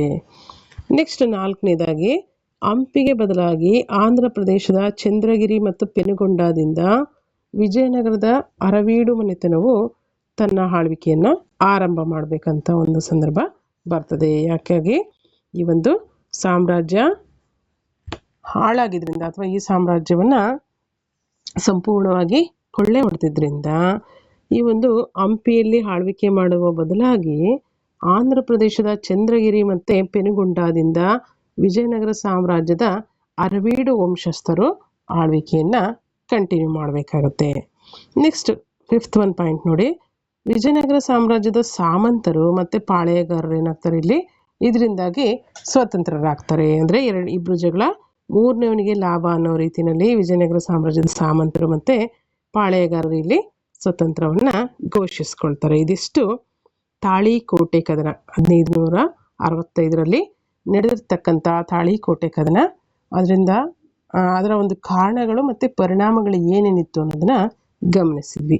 ನೆಕ್ಸ್ಟ್ ನೋಡೋಣ, ವಿಜಯನಗರ ಸಾಮ್ರಾಜ್ಯದ ಕಲೆ ಮತ್ತು ವಾಸ್ತುಶಿಲ್ಪಕ್ಕೆ ವಿಜಯನಗರದ ಅರಸರು ನೀಡಿರ್ತಕ್ಕಂತಹ ಕೊಡುಗೆಗಳು ಏನೇನಿದೆ ಅಂತೇಳಿ ನಾವು ಗಮನಿಸಬೇಕಾಗತ್ತೆ. ಮೊದಲನೇದಾಗಿ ಕಲೆ ಮತ್ತು ವಾಸ್ತುಶಿಲ್ಪ ಕ್ಷೇತ್ರಕ್ಕೆ ವಿಜಯನಗರದ ಸಾಮ್ರಾಜ್ಯದ ಅರಸರ ಕೊಡುಗೆಯನ್ನು ನಾವು ಗಮನಿಸ್ತಾ ಹೋಗೋಣ. ವಿಜಯನಗರದ ಅರಸರು ಕಲೆ ಮತ್ತು ವಾಸ್ತುಶಿಲ್ಪದ ಬೆಳವಣಿಗೆಗೆ ಪ್ರೋತ್ಸಾಹವನ್ನು ನೀಡಿದರು. ಅವರು ದ್ರಾವಿಡ ಶೈಲಿಯ ವಾಸ್ತುಶಿಲ್ಪವನ್ನು ಮುಖ್ಯವಾಗಿ ಇಲ್ಲಿ ಗಮನಿಸಬೇಕಾಗುತ್ತೆ. ದ್ರಾವಿಡ ಶೈಲಿಯ ವಾಸ್ತುಶಿಲ್ಪವನ್ನು ಅವರು ಬಳಕೆಯನ್ನು ಮಾಡಿದರು. ಹಾಗೆ ವಿಶಿಷ್ಟವಾದಂಥ ಲಕ್ಷಣಗಳನ್ನು ಕೂಡ ಅದರಲ್ಲಿ ಸೇರ್ಪಡೆಗೊಳಿಸ್ತಾರೆ. ಇವರು ವಿಜಯನಗರ ವಾಸ್ತುಶಿಲ್ಪ, ಇವರ ಒಂದು ಕಲೆಯನ್ನು ವಿಜಯನಗರದ ವಾಸ್ತುಶಿಲ್ಪ ಅಂತಲೇ ಕೂಡ ಕರೆಯಲ್ಪಟ್ಟಿದೆ. ಹಾಗಾದರೆ ಈ ಒಂದು ಕಲೆಯ ಪ್ರಮುಖ ಲಕ್ಷಣಗಳು ಏನು? ದೇವಾಲಯಗಳು ಗರ್ಭಗೃಹ, ಅರ್ಧಮಂಟಪ, ಸುಖನಾಸಿ ಮತ್ತು ಮಹಾಮಂಟಪಗಳನ್ನು ಹೊಂದಿದೆ. ದೇವಾಲಯ ಏನನ್ನ? ಗರ್ಭಗೃಹ, ಅರ್ಧಮಂಟಪ, ಸುಖನಾಸಿ ಮತ್ತು ಮಹಾಮಂಟಪಗಳನ್ನು ಹೊಂದಿದೆ. ಸ್ಮಾರಕಗಳು ನಿರ್ಮಾಣದಲ್ಲಿ ಬೆಣಚು ಕಲ್ಲನ್ನು, ಒಂದು ಸ್ಮಾರಕಗಳನ್ನು ನಿರ್ಮಾಣ ಮಾಡುವಂಥ ಒಂದು ಸಂದರ್ಭದಲ್ಲಿ ಏನನ್ನು ಬಳಕೆ ಮಾಡಿದ್ರು? ಬೆಣಚು ಕಲ್ಲನ್ನು ಬಳಸಲಾಗಿದೆ. ನೆಕ್ಸ್ಟ್, ಕಂಬಗಳು ಮತ್ತು ಆಸರೆ ಕಂಬಗಳು ಬಹು ಕೋನಗಳನ್ನು ಹೊಂದಿವೆ. ಕಂಬಗಳು ಮತ್ತು ಆಸರೆ ಕಂಬಗಳು ಬಹು ಕೋನಗಳನ್ನು ಹೊಂದಿರತಕ್ಕಂಥದ್ದನ್ನು ನಾವಿಲ್ಲಿ ಗಮನಿಸಬಹುದಾಗಿದೆ. ಇವರ ಒಂದು ದೇವಾಲಯಗಳಲ್ಲಿ ಗಮನಿಸಬಹುದು. ನೆಕ್ಸ್ಟು, ದೇವಾಲಯಗಳ ಪ್ರವೇಶ ದ್ವಾರದ ಮೇಲೆ ಬೃಹದಾಕಾರದ ರಾಯ ಗೋಪುರಗಳನ್ನು ನಿರ್ಮಿಸಲಾಗಿದೆ. ಇಲ್ಲಿ ದೇವಾಲಯಗಳ ಎಂಟ್ರೆನ್ಸಲ್ಲಿ, ಪ್ರವೇಶ ದ್ವಾರದಲ್ಲಿ ಬೃಹದಾಕಾರದ ರಾಯ ಗೋಪುರಗಳನ್ನು ಕಟ್ಟಲಾಗಿದೆ. ಇದಿಷ್ಟು ವಿಜಯನಗರ ಸಾಮ್ರಾಜ್ಯದ ಅರಸರುಗಳು ಅವರ ಒಂದು ದೇವಾಲಯದ ವಾಸ್ತುಶಿಲ್ಪ, ಕಲೆ ಮತ್ತು ವಾಸ್ತುಶಿಲ್ಪ ಶೈಲಿ. ನೆಕ್ಸ್ಟ್ ಒಂದು ಪಾಯಿಂಟ್ ನೋಡೋಣ, ವಿಜಯನಗರ ಕಾಲದ ಸ್ಮಾರಕಗಳು ಅಲ್ವಾ. ಇವರು ಹಂಪಿಯಲ್ಲಿ ಯಾವ್ಯಾವ ಸ್ಮಾರಕಗಳನ್ನು ನಿರ್ಮಾಣ ಮಾಡಿದ್ದಾರೆ ಅಂತಂದರೆ, ಹಂಪಿಯಲ್ಲಿ ವಿರೂಪಾಕ್ಷ ದೇವಾಲಯ, ವಿಜಯ ವಿಠಲ ದೇವಾಲಯ, ಕಲ್ಲಿನ ರಥ, ಕೃಷ್ಣಸ್ವಾಮಿ ದೇವಾಲಯ, ಅಚ್ಯುತ ದೇವಾಲಯ, ಅಜಾರರಾಮಸ್ವಾಮಿ ದೇವಾಲಯ, ಮಹಾನವಮಿ ದಿಬ್ಬ, ಕಮಲ ಮಹಲ್. ಇವಿಷ್ಟು ವಿಜಯನಗರದ ಅರಸರು ಹಂಪಿಯಲ್ಲಿ ನಿರ್ಮಾಣ ಮಾಡಿರ್ತಕ್ಕಂತಹ ಸ್ಮಾರಕಗಳಾಗಿದೆ. ನೆಕ್ಸ್ಟು, ಶೃಂಗೇರಿಯಲ್ಲಿ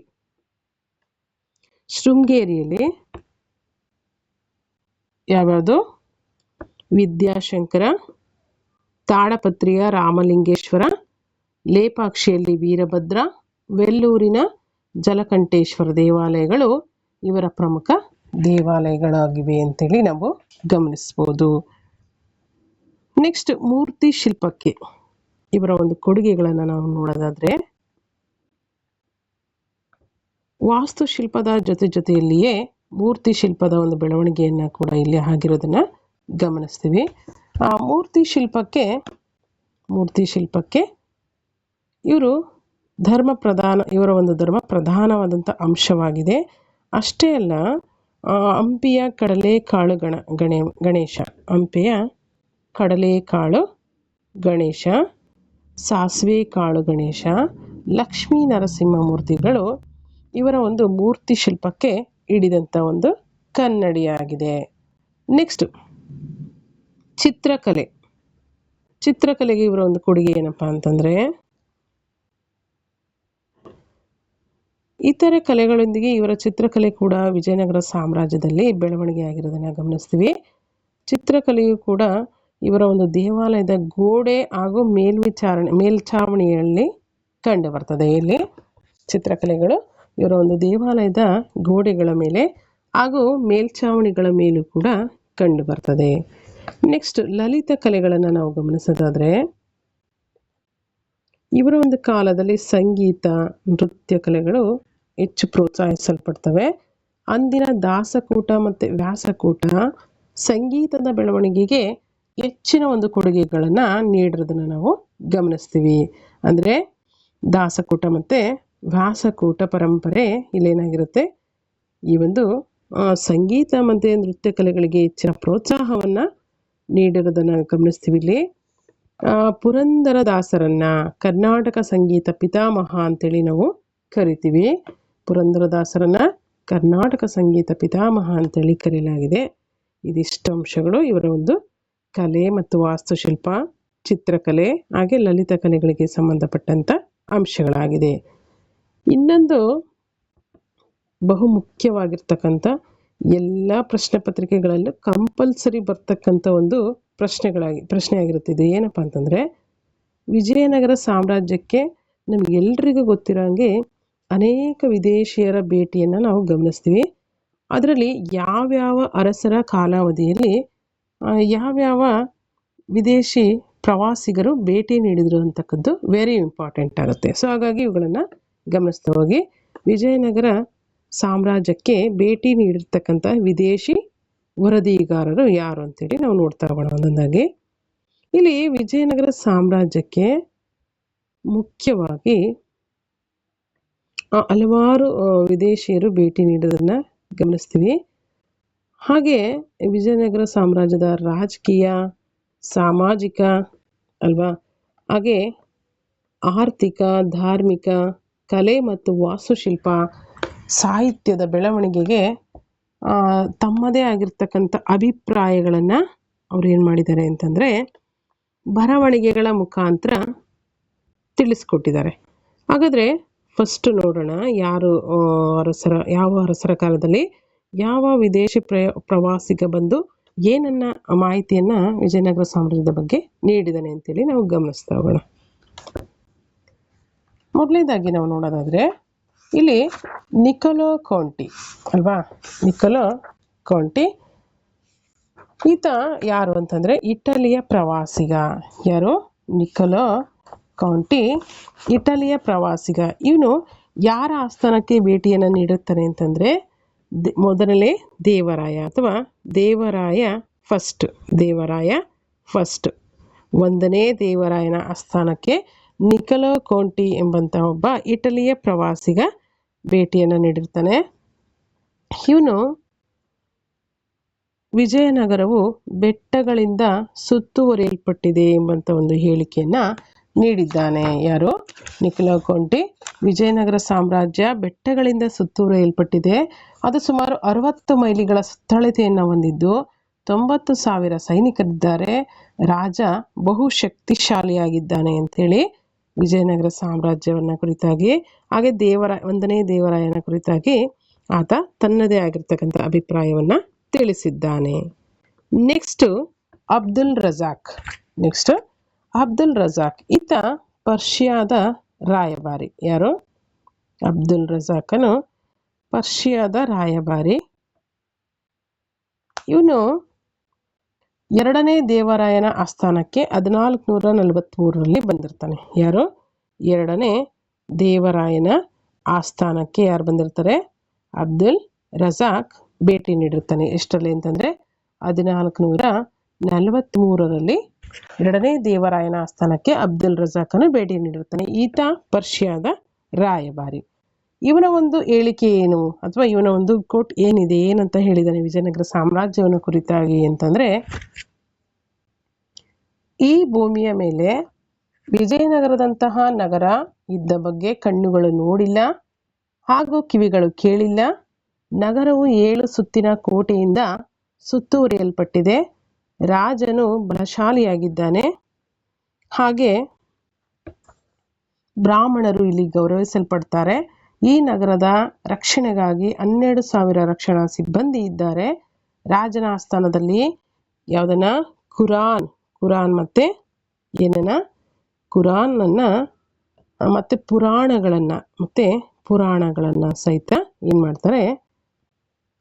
ಎತ್ತರದ ಹಾಗೂ ಗೌರವಯುತ ಸ್ಥಾನದಲ್ಲಿ ಇಟ್ಟಿದ್ದಾರೆ ಅಂತೇಳಿ ಅಬ್ದುಲ್ ರಜಾಕನು ತನ್ನ ಒಂದು ಹೇಳಿಕೆಯನ್ನು ವಿಜಯನಗರ ಸಾಮ್ರಾಜ್ಯವನ್ನು ಕುರಿತಾಗಿ ಹೇಳಿದ್ದಾನೆ. ಇವನು ಎರಡನೇ ದೇವರಾಯನ ಆಸ್ಥಾನಕ್ಕೆ ಬಂದಂತಹ ಪ್ರಸಿದ್ಧ ವಿದೇಶಿ ಪ್ರವಾಸಿಗ. Next ಡ್ಯುರೆಟ್ Barbosa ಪೋರ್ಚುಗೀಸ್ನ ಪ್ರವಾಸಿಗನಾಗಿರ್ತಾನೆ. ಪೋರ್ಚುಗೀಸ್ನಿಂದ ಬಂದಂತಹ ಪ್ರವಾಸಿಗ. ಎಷ್ಟರಲ್ಲಿ ಬರ್ತಾನೆ ಅಂತಂದರೆ ಕ್ರಿಸ್ತ ಶಕ 1514ರಲ್ಲಿ ಈತ ವಿಜಯನಗರ ಸಾಮ್ರಾಜ್ಯಕ್ಕೆ ಭೇಟಿಯನ್ನು ನೀಡ್ತಾನೆ. ಹಂಪಿ ಈತನ ಒಂದು ಹೇಳಿಕೆ ಏನಾಗಿರುತ್ತೆ ವಿಜಯನಗರ ಸಾಮ್ರಾಜ್ಯವನ್ನು ಕುರಿತಾಗಿ ಅಂದರೆ, ಹಂಪಿಯ ಮಾರುಕಟ್ಟೆಗಳು ಮುತ್ತು, ವಜ್ರ, ರೇಷ್ಮೆ ಮುಂತಾದ ವಸ್ತುಗಳ ಮಾರಾಟದ ಕೇಂದ್ರಗಳಾಗಿವೆ. ಸಭಾಭವನದಲ್ಲಿ ರಾಜನು ತನ್ನ ಮಂತ್ರಿಗಳೊಂದಿಗೆ ಏನು ಮಾಡ್ತಾ ಇದ್ದ, ಆಪ್ತ ಆಲೋಚನೆ ಅಥವಾ ಡಿಸ್ಕಷನನ್ನು ತನ್ನ ಮಂತ್ರಿಗಳೊಂದಿಗೆ ಮಾಡ್ತಾ ಇದ್ದ ಅಂಥೇಳಿ ಯಾರ ಬಗ್ಗೆ, ವಿಜಯನಗರ ಸಾಮ್ರಾಜ್ಯದ ಬಗ್ಗೆ, ಅಲ್ಲಿರ್ತಕ್ಕಂಥ ಮಾರುಕಟ್ಟೆ ವ್ಯವಸ್ಥೆ, ಹಾಗೆ ಮುತ್ತುರತ್ನ ವಜ್ರಗಳನ್ನು, ರೇಷ್ಮೆಯನ್ನು ಯಾವ ರೀತಿ ಅಲ್ಲಿ ದೊರೀತಾ ಇತ್ತು, ಮಾರಾಟವನ್ನು ಮಾಡ್ತಾ ಇದ್ರು ಅಂತಕ್ಕಂಥ ವಿಚಾರಗಳಿಗೆ ಸಂಬಂಧಪಟ್ಟಂತೆ ಡ್ಯುರೇಟ್ ಬಾರ್ಬೋಸಾ ಪೋರ್ಚುಗೀಸ್ ಪ್ರವಾಸಿಗ ಹೇಳಿದ್ದಾನೆ. ನೆಕ್ಸ್ಟ್ ಸೀಸರ್ ಫೆಡ್ರಿಸಿ, ಇವನು ಕೂಡ ಇಟಲಿಯ ಪ್ರವಾಸಿಗ. ಸೀಸರ್ ಫೆಡ್ರಿಸಿ ಇಟಲಿಯ ಪ್ರವಾಸಿಗ. ಇವನು 1567ರಲ್ಲಿ ವಿಜಯನಗರ ಸಾಮ್ರಾಜ್ಯಕ್ಕೆ ಭೇಟಿಯನ್ನು ನೀಡ್ತಾನೆ. ಎಷ್ಟರಲ್ಲಿ? 1567ರಲ್ಲಿ ವಿಜಯನಗರ ಸಾಮ್ರಾಜ್ಯಕ್ಕೆ ಭೇಟಿ ನೀಡ್ತಾನೆ. ಇವನ ಒಂದು ಹೇಳಿಕೆ ಏನಾಗಿತ್ತು ಅಂತಂದರೆ, ವಿಜಯನಗರವು ತಾಳಿಕೋಟೆ ಕದನದ ನಂತರ ಹಾಳು ಬಿದ್ದ ನಗರವಾಗಿತ್ತು ಅಲ್ವಾ, ಈಗಲೂ ಕರಿತೀವಲ್ವಾ ಹಾಳು ಹಂಪಿ ಅಂತ. ಹಾಗೆ ವಿಜಯನಗರದ ಸಾಮ್ರಾಜ್ಯ ಅಥವಾ ವಿಜಯನಗರವು ತಾಳಿಕೋಟೆ ಕದನದ ನಂತರದಲ್ಲಿ ಹಾಳು ಬಿದ್ದ ನಗರವಾಗಿತ್ತು. ಇಲ್ಲಿ ಮಾನವರು ವಾಸಿಸುತ್ತಿರಲಿಲ್ಲ, ಕಾಡು ಪ್ರಾಣಿಗಳು ಮಾತ್ರ ವಾಸಿಸುತ್ತಿದ್ದವು ಅಂಥೇಳಿ ಈತ ತನ್ನ ಒಂದು ಹೇಳಿಕೆಯನ್ನು ನೀಡಿದ್ದಾನೆ. ನೆಕ್ಸ್ಟ್ ಫಿಫ್ತ್ ಫರ್ನಾವೋ ನ್ಯೂನಿಚ್.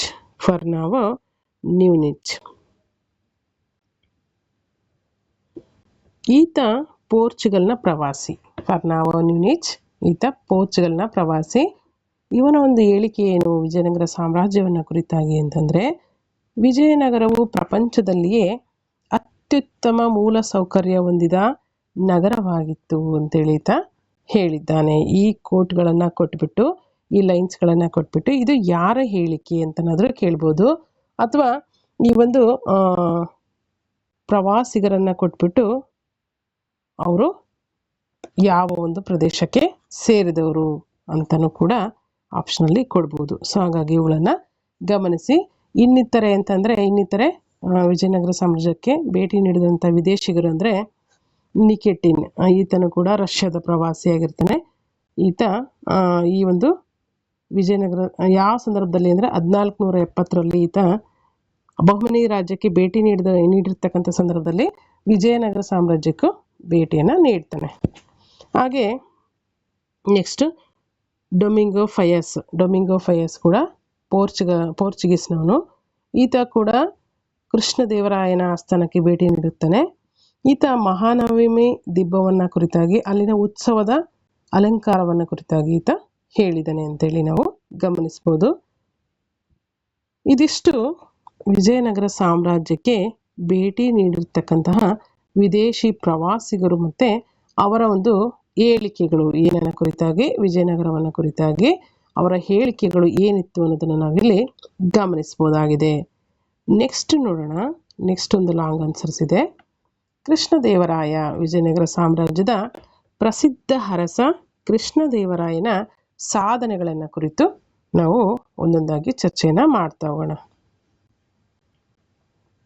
ಇಲ್ಲಿ ದಕ್ಷಿಣ ಭಾರತವನ್ನು ಆಳಿದಂತಹ ಸರ್ವಶ್ರೇಷ್ಠ ಸಾಮ್ರಾಜ್ಯರಲ್ಲಿ ಶ್ರೀಕೃಷ್ಣದೇವರಾಯನು ಕೂಡ ಒಬ್ಬನಾಗಿರ್ತಾನೆ. ಈತ ತುಳುವ ವಂಶದವನಾಗಿ ಕ್ರಿಸ್ತ ಶಕ ಎಷ್ಟರಲ್ಲಿ 1509ರಲ್ಲಿ ಸಿಂಹಾಸನಕ್ಕೆ ಬರ್ತಾನೆ. ಇವನ ಪ್ರಧಾನಮಂತ್ರಿ ಯಾರಾಗಿದ್ರು ಅಂತಂದರೆ, ಇವನ ಪ್ರಧಾನಮಂತ್ರಿ ತಿಮ್ಮರಸ ಶ್ರೀಕೃಷ್ಣದೇವರಾಯನ ಪ್ರಧಾನಮಂತ್ರಿ. ಹಾಗಾದರೆ ಇವನ ಒಂದು ಸಾಧನೆಗಳು ಏನಿತ್ತು ಅಲ್ವಾ, ಶ್ರೀಕೃಷ್ಣದೇವರಾಯನ ಸೈನಿಕ ಸಾಧನೆಗಳನ್ನು ನಾವು ಗಮನಿಸ್ತಾ ಹೋಗೋಣ. ಮೊದಲನೇದಾಗಿ ಕೃಷ್ಣದೇವರಾಯನ ಸಾಧನೆಗಳಲ್ಲಿ ಮುಖ್ಯವಾಗಿ ಕ್ರಿಸ್ತ ಶಕ 1510ರಲ್ಲಿ ಒಂದು ಯುದ್ಧ ಜರುಗುತ್ತೆ. ಈ ಒಂದು ಕೃಷ್ಣದೇವರಾಯನ 1510ರಲ್ಲಿ ನಡೆದಂಥ ಒಂದು ಕದನದಲ್ಲಿ ಬಿಜಾಪುರದ ಯೂಸುಫ್ ಆದಿಲ್ ಶಾ ಮತ್ತು ಬೀದರ್ನ ಸುಲ್ತಾನ ಮಹಮ್ಮದ್ ಶಾನನ್ನು ಸಂಪೂರ್ಣವಾಗಿ ಸೋಲಿಸಿ ರಾಯಚೂರು ಕೋಟೆಯನ್ನು ರಾಯಚೂರು ಕೋಟೆಯೊಂದಿಗೆ ತುಂಗಭದ್ರಾ ಧ್ರುವ ಪ್ರದೇಶವನ್ನು ಸಂಪೂರ್ಣವಾಗಿ ತನ್ನ ವಶಕ್ಕೆ ಪಡೆದುಕೊಳ್ತಾನೆ. ಯಾವ ಮುಖಾಂತರ? 1510ರ ಒಂದು ಕದನದ ಮುಖಾಂತರ. ಈ ಒಂದು 1510ರ ಕದನ ಯಾರ್ಯಾರ ನಡುವೆ ಜರುಗುತ್ತೆ? ಬಿಜಾಪುರದ ಯೂಸುಫ್ ಆದಿಲ್ ಶಾ ಮತ್ತು ಬೀದರ್ನ ಸುಲ್ತಾನ ಮಹಮ್ಮದ್ ಶಾನ ಮಧ್ಯದಲ್ಲಿ ಮಹಮ್ಮದ್ ಶಾ ಹಾಗೆ ಕೃಷ್ಣದೇವರಾಯನ ಮಧ್ಯದಲ್ಲಿ ಈ ಒಂದು ಕದನ ಜರುಗುತ್ತೆ. ಇಲ್ಲಿ ಇವರನ್ನು ಸೋಲಿಸಿ ಶ್ರೀಕೃಷ್ಣದೇವರಾಯ ಏನನ್ನು ವಶಪಡಿಸ್ಕೊಳ್ತಾನೆ? ರಾಯಚೂರು ಅಲ್ವಾ, ರಾಯಚೂರಿನ ಕೋಟೆಯೊಂದಿಗೆ ಕೃಷ್ಣಾ ತುಂಗಭದ್ರಾ ಧ್ರುವ ಪ್ರದೇಶವನ್ನು ಈತ ವಶಪಡಿಸ್ಕೊಳ್ತಾನೆ. ನೆಕ್ಸ್ಟ್ ಉಮ್ಮತ್ತೂರಿನ ಮುತ್ತಿಗೆ. ಎಷ್ಟರಲ್ಲಿ? 1513ರಲ್ಲಿ ಉಮ್ಮತ್ತೂರಿನ ಮುತ್ತಿಗೆ. ಇಲ್ಲಿ ಕೃಷ್ಣದೇವರಾಯನು ಉಮ್ಮತ್ತೂರಿನ ನಾಯಕನಾದಂಥ ಗಂಗರಾಜನ ಬಂಡಾಯವನ್ನು ಹತ್ತಿಕ್ಕಿ ಶಿವನ ಸಮುದ್ರ ಮತ್ತು ಶ್ರೀರಂಗಪಟ್ಟಣದ ಕೋಟೆಗಳನ್ನು ವಶಪಡಿಸ್ಕೊಳ್ತಾನೆ. ಇಲ್ಲಿ ಯಾರಿರ್ತಾರೆ? ಉಮ್ಮತ್ತೂರಿನಲ್ಲಿ ಗಂಗರಾಜ ಇರ್ತಾನೆ. ಅವನ ಒಂದು ಬಂಡಾಯಗಳನ್ನು ಹತ್ತಿಕ್ಕಿ ಅಲ್ಲಿ ಶಿವನ ಸಮುದ್ರ ಮತ್ತು ಶ್ರೀರಂಗಪಟ್ಟಣದ ಕೋಟೆಗಳನ್ನು ಶ್ರೀಕೃಷ್ಣದೇವರಾಯ ವಶಪಡಿಸ್ಕೊಳ್ತಾನೆ. ನೆಕ್ಸ್ಟು 3ನೇ ಸೈನಿಕ ಸಾಧನೆ ಕಳಿಂಗ ದಿಗ್ವಿಜಯ. ಎಷ್ಟರಲ್ಲಾಗುತ್ತೆ? 1513ರಿಂದ 1518ರವರೆಗೆ ಕಳಿಂಗದ ದಿಗ್ವಿಜಯವನ್ನು ನಾವು ಗಮನಿಸ್ತೀವಿ. ಕೃಷ್ಣದೇವರಾಯನು ಒರಿಸ್ಸಾದ ಗಜಪತಿ ಪ್ರತಾಪರುದ್ರನನ್ನು ಸೋಲಿಸಲು 5 ಹಂತಗಳ ದಾಳಗಳನ್ನು ಎಣಿತಾನೆ. ಕಳಿಂಗದ ದಿಗ್ವಿಜಯದಲ್ಲಿ ಎಷ್ಟರಲ್ಲಿ? 1513ರಿಂದ 1518ರವರೆಗೆ ನಡೆಯುತ್ತೆ. ಈ ಒಂದು ದಿಗ್ವಿಜಯವನ್ನು 5 ಹಂತಗಳಲ್ಲಿ ದಾಳಿಯನ್ನು ಮಾಡುವ ಮುಖಾಂತರ ಈತ ಯಶಸ್ಸನ್ನು ಕಾಣ್ತಾನೆ ಅಂತ ಹೇಳ್ಬೋದು. ಆ 5 ಹಂತಗಳು ಯಾವ್ಯಾವುದು ಅಂತಂದರೆ, ಮೊದಲನೇ ಹಂತವನ್ನು ನಾವು ನೋಡೋದಾದರೆ, ಮೊದಲನೇ ಹಂತದಲ್ಲಿ ಕೃಷ್ಣದೇವರಾಯನು ಉದಯಗಿರಿ ಕೋಟೆಯನ್ನು ವಶಪಡಿಸ್ಕೊಳ್ತಾನೆ. ಉದಯಗಿರಿಯಿಂದ ತಂದಂತಹ ಬಾಲಕೃಷ್ಣನ ವಿಗ್ರಹವನ್ನು ಹಂಪಿಯಲ್ಲಿ ಪ್ರತಿಷ್ಠಾಪನೆ ಮಾಡಿ ಭವ್ಯವಾದ ದೇವಾಲಯವನ್ನು ಅಲ್ಲಿ ನಿರ್ಮಾಣವನ್ನು ಮಾಡ್ತಾನೆ. ಇಲ್ಲಿ ಕಳಿಂಗ ದಿಗ್ವಿಜಯದಲ್ಲಿ ಮೊದಲನೇ ಹಂತದಲ್ಲಿ ಶ್ರೀಕೃಷ್ಣದೇವರಾಯನು ಉದಯಗಿರಿ ಕೋಟೆಯನ್ನು ವಶಪಡಿಸ್ಕೊಳ್ತಾನೆ. ಅಲ್ಲಿಂದ ಏನು ತಗೊಂಡ್ಬರ್ತಾನೆ? ಬಾಲಕೃಷ್ಣನ ವಿಗ್ರಹವನ್ನು ತಂದು ಹಂಪಿಯಲ್ಲಿ ಪ್ರತಿಷ್ಠಾಪನೆ ಮಾಡಿ ಭವ್ಯವಾದ ದೇವಾಲಯವನ್ನು ಅಲ್ಲಿ ನಿರ್ಮಾಣವನ್ನು ಮಾಡ್ತಾನೆ. ನೆಕ್ಸ್ಟ್ 2ನೇ ಹಂತವನ್ನು ನಾವು ನೋಡೋದಾದರೆ, 2ನೇ ಹಂತದಲ್ಲಿ ಮುಖ್ಯವಾಗಿ ಕೃಷ್ಣದೇವರಾಯನು ಕೊಂಡವೀಡು ಕೋಟೆಯನ್ನು ಮುತ್ತಿಗೆಯನ್ನು ಹಾಕ್ತಾನೆ. ಇಲ್ಲಿ ಯಾರಿರ್ತಾರೆ? ಗಜಪತಿ ಪ್ರತಾಪರುದ್ರನ ಬೆಂಬಲಿಗರಾದಂತಹ ರೆಡ್ಡಿಗಳನ್ನು ಸಂಪೂರ್ಣವಾಗಿ ಸೋಲಿಸ್ತಾನೆ. ಇದರಿಂದ ಏನಾಗುತ್ತೆ ಅಂದರೆ, ಕೃಷ್ಣಾ ತೀರದ ಆಂಧ್ರ ಭಾಗ ಕಂಪ್ಲೀಟಾಗಿ ಕೃಷ್ಣದೇವರಾಯನ ವಶಕ್ಕೆ ಬರ್ತದೆ. ಯಾವುದು? 2ನೇ ಹಂತದಲ್ಲಿ ಗಜಪತಿ ಪ್ರತಾಪರುದ್ರನ ಬೆಂಬಲಿಗರಾದಂಥ ರೆಡ್ಡಿಗಳನ್ನು ಸೋಲಿಸಿ ಇದರಿಂದ ಕೃಷ್ಣಾ ತೀರದ ಆಂಧ್ರ ಭಾಗವನ್ನು ಸಂಪೂರ್ಣವಾಗಿ ಶ್ರೀಕೃಷ್ಣದೇವರಾಯ ತನ್ನ ವಶಕ್ಕೆ ಪಡೆದುಕೊಳ್ತಾನೆ. ನೆಕ್ಸ್ಟ್ 3ನೇ ಹಂತದಲ್ಲಿ ನಾವು ನೋಡೋದಾದರೆ, 3ನೇ ಹಂತ ಮುಖ್ಯವಾಗಿ ಇಲ್ಲಿ ವಿಜಯವಾಡ ಮತ್ತು ಕೊಂಡಪಲ್ಲಿ ದುರ್ಗಗಳನ್ನು ಶ್ರೀಕೃಷ್ಣದೇವರಾಯ 3ನೇ ಹಂತದಲ್ಲಿ ವಶಪಡಿಸ್ಕೊಳ್ತಾನೆ. ನೆಕ್ಸ್ಟ್ 4ನೇ ಹಂತದಲ್ಲಿ ನಾವು ನೋಡೋದಾದರೆ, ಇಲ್ಲಿ ತೆಲಂಗಾಣ ಪ್ರದೇಶವನ್ನು ಶ್ರೀಕೃಷ್ಣದೇವರಾಯನು ಅನಂತಗಿರಿ, ಕನಕಗಿರಿ, ದೇವರಕೊಂಡ ಇತರ ಕೋಟೆಗಳನ್ನು ಕೂಡ ಇಲ್ಲಿ ವಶಪಡಿಸ್ಕೊಳ್ತಾನೆ. ಇಲ್ಲಿ ತೆಲಂಗಾಣ ಪ್ರದೇಶದಲ್ಲಿ ಅನಂತಗಿರಿ, ಕನಕಗಿರಿ, ದೇವರಕೊಂಡ ಮತ್ತು ಇತರ ಕೋಟೆಗಳನ್ನು ಈತ ವಶಪಡಿಸ್ಕೊಳ್ತಾನೆ. ಇದು 4ನೇ ಹಂತ. ನೆಕ್ಸ್ಟ್ ಲಾಸ್ಟ್ 5ನೇ ಹಂತದಲ್ಲಿ ಕೃಷ್ಣದೇವರಾಯನು ಗಜಪತಿ ಪ್ರತಾಪರುದ್ರನ ರಾಜಧಾನಿ ಯಾವುದು? ಕಟಕ್ಕಿಗೆ ಮುತ್ತಿಗೆ ಹಾಕಿ ಅಲ್ಲಿ ಶಾಂತಿ ಸಂಧಾನವನ್ನು ಮಾಡಿಕೊಂಡು ಪ್ರತಾಪರುದ್ರನು ಶ್ರೀಕೃಷ್ಣದೇವರಾಯನಿಗೆ ತನ್ನ ಮಗಳು ಜಗನ್ಮೋಹಿನಿಯನ್ನು ನೀಡಿ ವಿವಾಹವನ್ನು ಮಾಡಿಕೊಳ್ತಾನೆ. 5ನೇ ಹಂತದಲ್ಲಿ ಎಲ್ಲಿಗೆ ಬರ್ತಾನೆ? ಗಜಪತಿ ಪ್ರತಾಪರುದ್ರನ ರಾಜಧಾನಿ ಯಾವುದಾಗಿರುತ್ತೆ? ಕಟಕ್. ಇಲ್ಲಿಗೆ ಮುತ್ತಿಗೆ ಹಾಕಿ ಶ್ರೀಕೃಷ್ಣದೇವರಾಯನು ಅಲ್ಲಿ ಆತ ಏನು ಮಾಡ್ತಾನೆ, ಪ್ರತಾಪರುದ್ರ ದೇವ ಶ್ರೀಕೃಷ್ಣ ದೇವರಾಯನೊಂದಿಗೆ ತನ್ನ ಮಗಳು ಜಗನ್ಮೋಹಿನಿಯನ್ನು ಕೊಟ್ಟು ವಿವಾಹ ಮಾಡುವ ಮುಖಾಂತರ ಶಾಂತಿ ಸಂಧಾನವನ್ನು ಏರ್ಪಡಿಸ್ಕೊಳ್ತಾನೆ. ಇದಿಷ್ಟು ಅಂಶಗಳು ಮುಖ್ಯವಾಗಿ ಈ ಒಂದು 5 ಅಂಶಗಳ ಅಂದರೆ 5 ಹಂತಗಳ ಮುಖಾಂತರ ಈತ ಈ ಒಂದು ಕಳಿಂಗವನ್ನು ಜಯಿಸಿದನು. ಯಾರು? ಶ್ರೀಕೃಷ್ಣ ದೇವರಾಯ ಕಳಿಂಗವನ್ನು ಜಯಿಸ್ತಾನೆ. ಅಲ್ಲಿ ಯಾರಿರ್ತಾರೆ? ಒರಿಸ್ಸಾದ ಗಜಪತಿ ಪ್ರತಾಪರುದ್ರನನ್ನು ಸೋಲಿಸಿ ಈ 5 ಹಂತಗಳಲ್ಲಿ ದಾಳಿಯನ್ನು ಮಾಡ್ದ ಅಂತೇಳಿ ನಾವು ಗಮನಿಸ್ಬೋದು. ನೆಕ್ಸ್ಟ್, ಕೃಷ್ಣದೇವರಾಯನ ಸೈನಿಕ ಸಾಧನೆಗಳಲ್ಲಿ ಇನ್ನೊಂದು ರಾಯಚೂರು ಯುದ್ಧ. ಎಷ್ಟರಲ್ಲಿ ಆಗುತ್ತೆ? 1520 ರಾಯಚೂರು ಕದನ ನಡೆಯುತ್ತೆ. ಇಲ್ಲಿ ಕೃಷ್ಣದೇವರಾಯನು ಕಳಿಂಗ ಯುದ್ಧದಲ್ಲಿ ತೊಡಗಿದ್ದಾಗ ಬಿಜಾಪುರದ ಇಸ್ಮಾಯಿಲ್ ಆದಿಲ್ ಶಾ ಏನು ಮಾಡ್ತಾನೆ, ಈ ಕಡೆ ರಾಯಚೂರು ಕೋಟೆನ ಮರಳಿ ವಶಕ್ಕೆ ಪಡೆದುಕೊಳ್ತಾನೆ. ಈಗಾಗಲೇ ಹಿಂದೆ ರಾಯಚೂರು ಕೋಟೆನ ಕೃಷ್ಣದೇವರಾಯ ತನ್ನ ವಶಕ್ಕೆ ಪಡೆದುಕೊಂಡಿದ್ದ.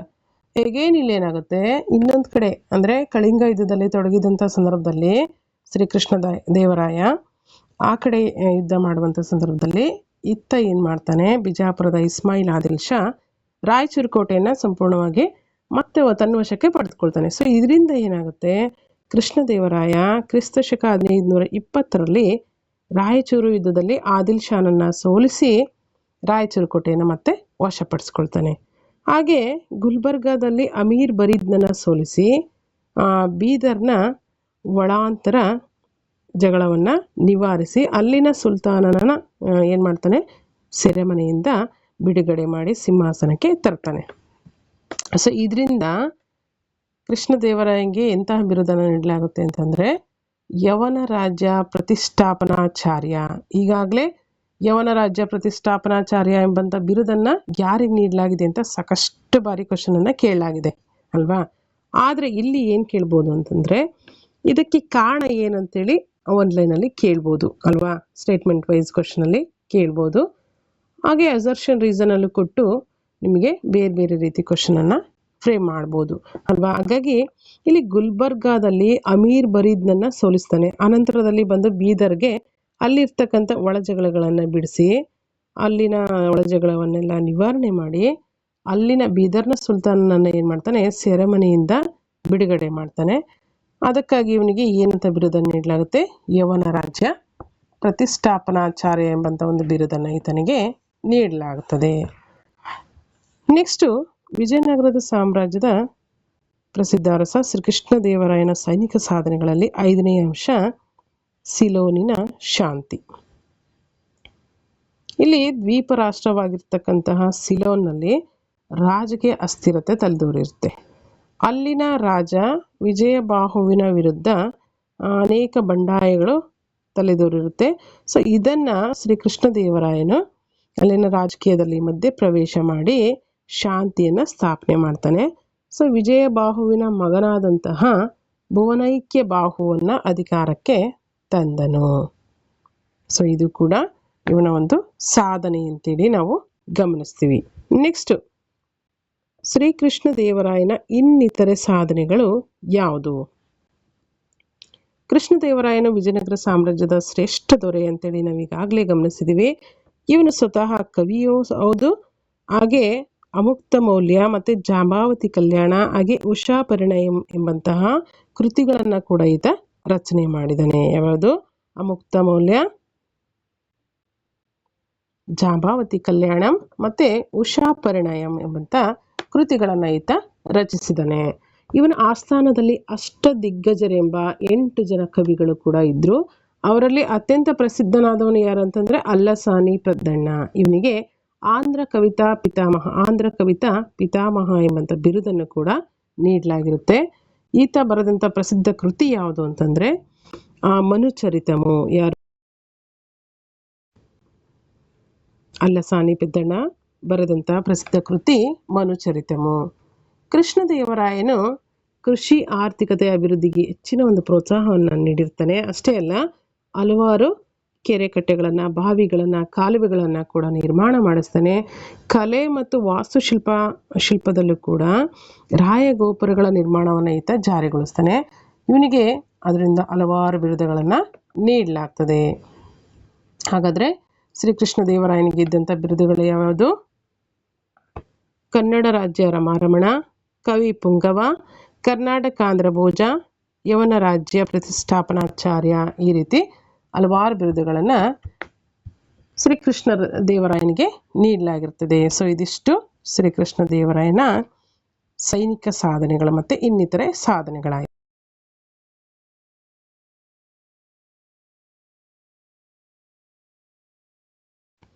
ನೆಕ್ಸ್ಟು ಫೈನಲ್ ಆಗಿ ನಾವು ವಿಜಯನಗರ ಸಾಮ್ರಾಜ್ಯದ ಸಾಂಸ್ಕೃತಿಕ ಕೊಡುಗೆಗಳನ್ನು ಕುರಿತಾಗಿ ಗಮನಿಸಬೇಕಾಗ್ತದೆ.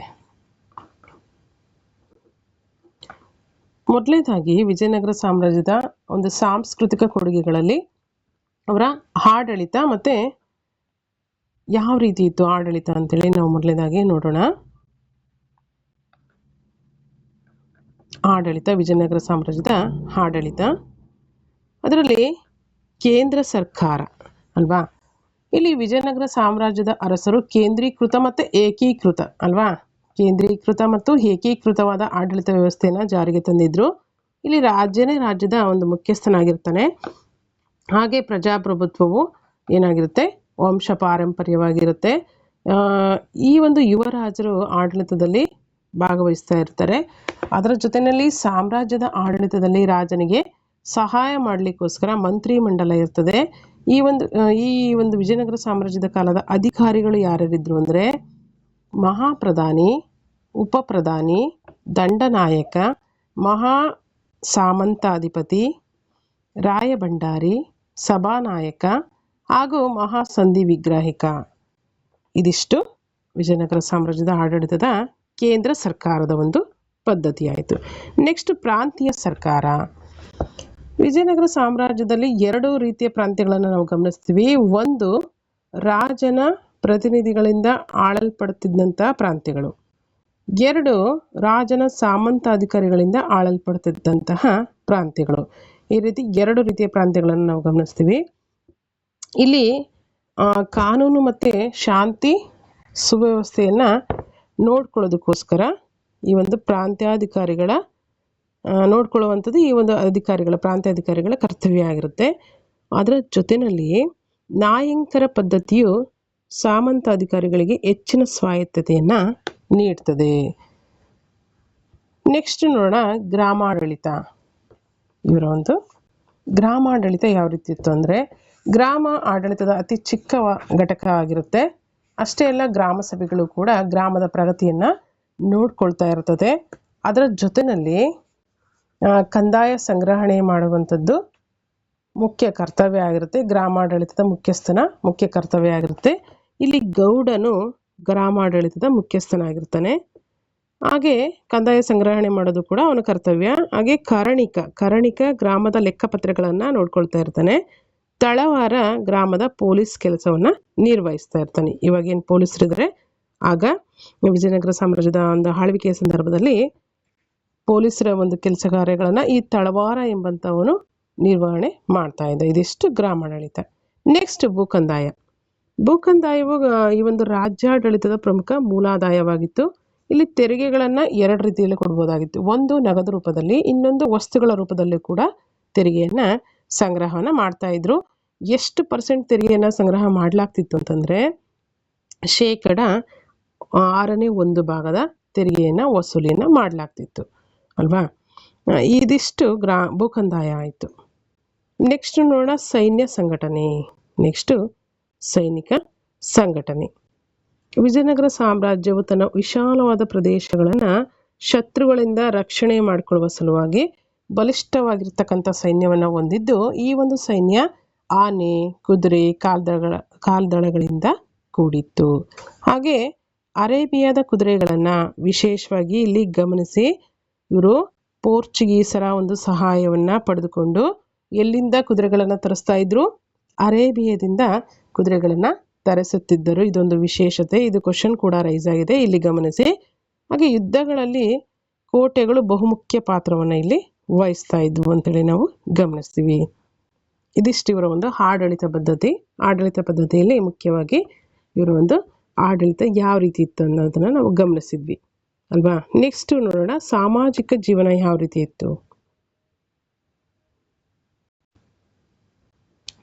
ಸಾಮಾಜಿಕ ಜೀವನ ಅಲ್ವಾ. ವಿಜಯನಗರ ಸಾಮ್ರಾಜ್ಯದಲ್ಲಿ ಸಾಮಾಜಿಕ ಸಾಮರಸ್ಯವಿತ್ತು.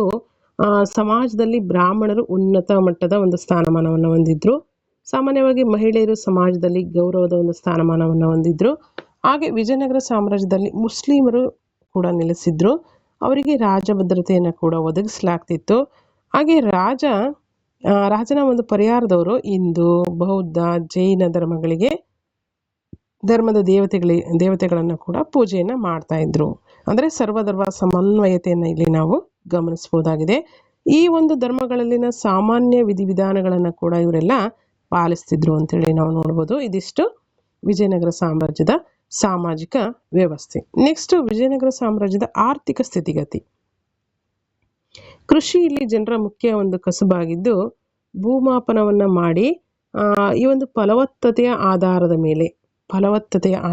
ಮೇಲೆ ಇಲ್ಲಿ ಭೂಮಿಯನ್ನು ವಿಭಾಗಿಸಿ ಕಂದಾಯವನ್ನು ನಿಗದಿ ಮಾಡಲಾಗ್ತಿತ್ತು ಅಲ್ವಾ. ಇದೊಂದು ನ್ಯಾಯಯುತವಾದಂಥ ಒಂದು ಭೂಕಂದಾಯ ನೀತಿ ಇತ್ತು. ಇಲ್ಲಿ ನೀರಾವರಿ ಮತ್ತು ಕುಡಿಯುವ ನೀರಿನ ಉದ್ದೇಶಗಳಿಗಾಗಿ ಅಣೆಕಟ್ಟುಗಳನ್ನು, ಕೆರೆಗಳನ್ನು ಮತ್ತು ಕಾಲುವೆಗಳನ್ನು ಕೂಡ ನಿರ್ಮಿಸಲಾಗಿತ್ತು. ವಿಜಯನಗರದ ಅರಸರು ವ್ಯಾಪಾರ ಮತ್ತು ವಾಣಿಜ್ಯವನ್ನು ಕೂಡ ಪ್ರೋತ್ಸಾಹವನ್ನು ನೀಡಿದ್ದು, ಇಲ್ಲಿ ಬಟ್ಟೆ, ಅಕ್ಕಿ, ಸಕ್ಕರೆ, ಸಾಂಬಾರ ಪದಾರ್ಥಗಳು, ಕಬ್ಬಿಣದ ಅದಿರು, ಇತರೆ ವಸ್ತುಗಳು ಈ ಕಾಲದ ಪ್ರಮುಖವಾಗಿ ರಫ್ತಾಗ್ತಿದ್ದಂತಹ ವಸ್ತುಗಳು. ಅಂದರೆ ಬೇರೆ ರಾಷ್ಟ್ರಗಳಿಗೆ, ಬೇರೆ ದೇಶಗಳಿಗೆ, ಬೇರೆ ಕಡೆಗೆ ಬಟ್ಟೆ, ಅಕ್ಕಿ, ಸಕ್ಕರೆ, ಸಾಂಬಾರ ಪದಾರ್ಥಗಳು ಮತ್ತು ಕಬ್ಬಿಣದ ಅದಿರು, ಇನ್ನಿತರ ವಸ್ತುಗಳು ಏನಾಗ್ತಿತ್ತು, ನಮ್ಮ ದೇಶದಿಂದ ಬೇರೆ ಕಡೆಗೆ ರಫ್ತಾಗ್ತಿತ್ತು. ಹಾಗೆ ಆಮದು ಮಾಡ್ಕೊಳ್ತಿದ್ದಂಥ ವಸ್ತುಗಳು ಯಾವ್ಯಾವ್ದಾಗಿತ್ತು, ಯಾವ್ಯಾವುದನ್ನು ಮಾಡ್ಕೊಳ್ತಾ ಇದ್ರು ಆಮದಾಗಿ ಅಂತಂದರೆ ಆನೆ, ಕುದುರೆ, ಮುತ್ತು, ಹವಳ, ಪಾದರಸ, ರೇಷ್ಮೆ ಇವುಗಳನ್ನು ಆಮದು ಮಾಡ್ಕೊಳ್ತಾ ಇದ್ರು. ಹೀಗೆ ಪೂರ್ವ ಮತ್ತು ಪಶ್ಚಿಮ ಕರಾವಳಿಯಲ್ಲಿ ಸುಮಾರು 200 ಬಂದರುಗಳಿದ್ವು ಅಂತೇಳಿ ನಾವು ಗಮನಿಸ್ಬೋದಾಗಿದೆ. ಇದಿಷ್ಟು ಅವರ ಒಂದು ಆರ್ಥಿಕ ಸ್ಥಿತಿಗತಿ. ನೆಕ್ಸ್ಟು, ವಿಜಯನಗರ ಸಾಮ್ರಾಜ್ಯದ ಧರ್ಮ ಯಾವ ರೀತಿ ಇತ್ತು ಅಂತೇಳಿ ನಾವು ಗಮನಿಸ್ತಾ ಹೋಗೋಣ. ಈ ಒಂದು ವಿಜಯನಗರ ಸಾಮ್ರಾಜ್ಯವು ಹಿಂದೂ ಧರ್ಮ ಮತ್ತು ಸಂಸ್ಕೃತಿಯನ್ನು ಆಕ್ರಮಣಕಾರರ ಧಾರ್ಮಿಕ ದಾಳಿಗಳಿಂದ ರಕ್ಷಣೆಯನ್ನು ನೀಡಿತ್ತು. ಅಷ್ಟೇ ಅಲ್ಲ, ಇಲ್ಲಿ ಹಿಂದೂಗಳು, ಜೈನರು, ಮುಸಲ್ಮಾನರಲ್ಲಿ ಧಾರ್ಮಿಕ ಸಹಿಷ್ಣುತಾ ಭಾವನೆ ಇದ್ದು ಸಂಗಮ ಅರಸರು ಶೈವ ಧರ್ಮವನ್ನು ಪ್ರೋತ್ಸಾಹಿಸಿದರು. ನಂತರದ ಅರಸರು ವೈಷ್ಣವ ಧರ್ಮಕ್ಕೆ ಹೆಚ್ಚಿನ ಒಂದು ಆದ್ಯತೆಯನ್ನು ಕೊಟ್ಟಿರೋದನ್ನು ನಾವು ಗಮನಿಸ್ತೀವಿ. ಅಷ್ಟೇ ಅಲ್ಲ, ಇವರ ಒಂದು ಕಾಲಘಟ್ಟದಲ್ಲಿ ವಚನ ಚಳವಳಿಯು ಕೂಡ ಜನಪ್ರಿಯತೆಯನ್ನು ಗಳಿಸಿತು. ಇವರು ಧರ್ಮಕ್ಕೆ ಹೆಚ್ಚಿನ ಒಂದು ಕೊಡುಗೆಯನ್ನು ಕೂಡ ನೀಡಿದರು. ಹಾಗೆ ದಾಸಕೂಟ ಮತ್ತು ವ್ಯಾಸಕೂಟ ಪ್ರಚಾರಕ್ಕೆ ಬಂದವು. ಹಂಪಿ, ಶೃಂಗೇರಿ, ಕಾಳಹಸ್ತಿ, ಶ್ರವಣಬೆಳಗೊಳ, ಶ್ರೀಶೈಲ, ಮಧುರೈ, ಶ್ರೀರಂಗಂ ಮೊದಲಾದಂತಹ ಸ್ಥಳಗಳು ಧಾರ್ಮಿಕ ಸ್ಥಳಗಳಾಗಿದ್ವು. ಹಾಗೆ ಮಹಾನವಮಿ, ದೀಪಾವಳಿ, ಹೋಳಿ ಮುಂತಾದವುಗಳು ಕೂಡ ಧಾರ್ಮಿಕ ಹಬ್ಬಗಳಾಗಿ ಆಚರಣೆಯಲ್ಲಿದ್ವು ಅಂತೇಳಿ ನಾವು ಇವರ ಧರ್ಮಕ್ಕೆ ಸಂಬಂಧಪಟ್ಟಂತೆ ಗಮನಿಸಬಹುದಾಗಿದೆ. ನೆಕ್ಸ್ಟ್, ವಿಜಯನಗರ ಸಾಮ್ರಾಜ್ಯದಲ್ಲಿ ಇದ್ದಂತಹ ಶಿಕ್ಷಣ ಮತ್ತು ಸಾಹಿತ್ಯಕ್ಕೆ ಏನು ಕೊಡುಗೆಗಳನ್ನು ನೀಡಿದ್ರು ಅಲ್ವಾ. ಇಲ್ಲಿ ಅಗ್ರಹಾರಗಳು, ಹಾಗೆ ಮಠಗಳು, ದೇವಾಲಯಗಳು ಪ್ರಮುಖವಾಗಿ ಶಿಕ್ಷಣ ನೀಡುವಲ್ಲಿ ಪ್ರಮುಖ ಪಾತ್ರವನ್ನು ವಹಿಸಿದ್ವು. ವಿಜಯನಗರದ ಅರಸರು ಸಾಹಿತ್ಯ ಚಟುವಟಿಕೆಗಳನ್ನು ಪ್ರೋತ್ಸಾಹವನ್ನು ನೀಡಿದ್ರು. ಅಷ್ಟೇ ಅಲ್ಲ, ಇಲ್ಲಿ ಹಲವಾರು ಕವಿಗಳು, ವಿದ್ವಾಂಸರುಗಳಿಗೆ ತಮ್ಮ ಆಸ್ಥಾನದಲ್ಲಿ ಆಶ್ರಯವನ್ನು ಕೂಡ ನೀಡಲಾಗಿತ್ತು. ಈ ಕಾಲದ ಪ್ರಮುಖ ಸಾಹಿತ್ಯ ಕೃತಿಗಳು ಯಾವ್ಯಾವುದಿತ್ತು ಅಂತಂದರೆ, ಮುಖ್ಯವಾಗಿ ಗಮನಿಸಿ, ವಿಜಯನಗರ ಸಾಮ್ರಾಜ್ಯದ ಆ ಕಾಲಾವಧಿಯಲ್ಲಿ ಪ್ರಮುಖ ಕವಿಗಳು ಮತ್ತು ಅವರ ಒಂದು ಕೃತಿಗಳು ಯಾವ್ಯಾವುದು ಅಲ್ವಾ. ಗಂಗಾದೇವಿಯ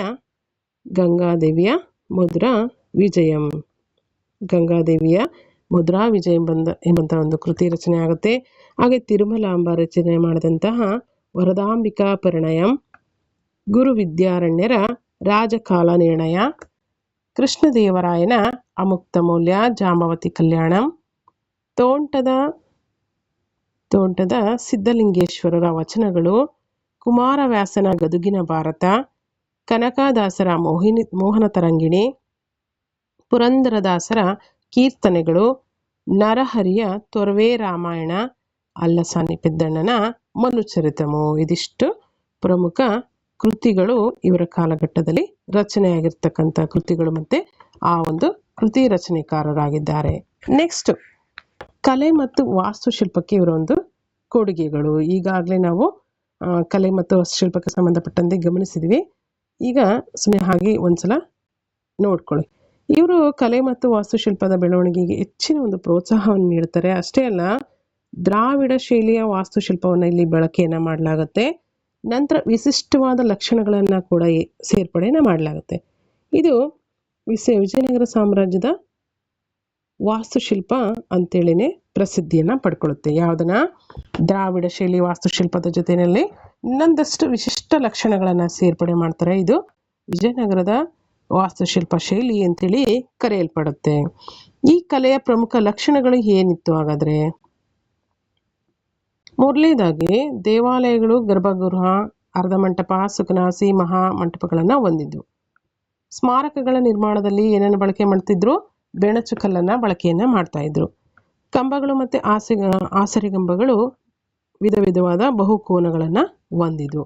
ಹಾಗೆ ದೇವಾಲಯಗಳ ಎಂಟ್ರೆನ್ಸ್ನಲ್ಲಿ ಅಂದರೆ ಪ್ರವೇಶ ದ್ವಾರದ ಮೇಲೆ ಬೃಹದಾಕಾರದ ರಾಯ ಗೋಪುರಗಳನ್ನು ಕೂಡ ಕಟ್ಟಲಾಗಿದೆ.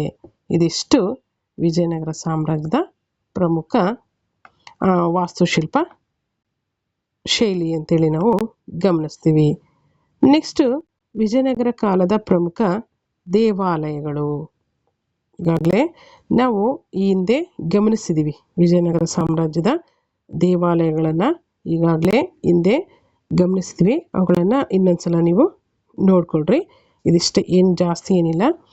ಈ ಒಂದು ಸ್ಮಾರಕಗಳು ಯಾವ್ಯಾವುದಿತ್ತು, ಎಲ್ಲೆಲ್ಲಿ ಅವರ ಒಂದು ದೇವಾಲಯಗಳನ್ನು ರಚನೆ ಮಾಡಿದರು, ಅವರ ಒಂದು ಮೂರ್ತಿ ಶಿಲ್ಪಗಳೇನು, ಚಿತ್ರಕಲೆ ಅಲ್ವಾ, ಲಲಿತ ಕಲೆ, ಸಂಗೀತಕ್ಕೆ ಅವರು ನೀಡಿದಂಥ ಕೊಡುಗೆಗಳು, ಇವೆಲ್ಲವನ್ನು ನಾವೀಗಾಗಲೇ ಇಲ್ಲಿ ಚರ್ಚೆ ಮಾಡಿ ಆಗಿದೆ.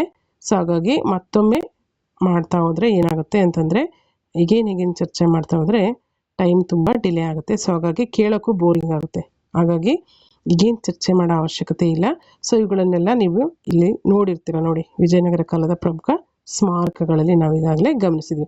ಸೊ ಹಾಗಾಗಿ ಸ್ನೇಹಿತರೆ, ಇಲ್ಲಿವರೆಗೂ ನಾವು ವಿಜಯನಗರ ಸಾಮ್ರಾಜ್ಯ ಅಲ್ವಾ, ದಕ್ಷಿಣ ಭಾರತದಲ್ಲಿ ಆಳ್ವಿಕೆ ಮಾಡಿರ್ತಕ್ಕಂತಹ ವಿಜಯನಗರ ಸಾಮ್ರಾಜ್ಯ, ಅಲ್ಲಿನ ಒಂದು ಆಡಳಿತ ಪದ್ಧತಿ, ಕಲೆ ಮತ್ತು ವಾಸ್ತುಶಿಲ್ಪಕ್ಕೆ ಅವರ ಒಂದು ಕೊಡುಗೆಗಳು, ಹಾಗೆ ಇನ್ನಿತರೆ ಅಂಶಗಳಿಗೆ ಸಂಬಂಧಪಟ್ಟಂತೆ ಏನೆಲ್ಲ ಪ್ರಮುಖ ಅಂಶಗಳಿತ್ತು ಅವುಗಳನ್ನು ನಾವು ಇಲ್ಲಿವರೆಗೂ ಗಮನಿಸಿದ್ವಿ.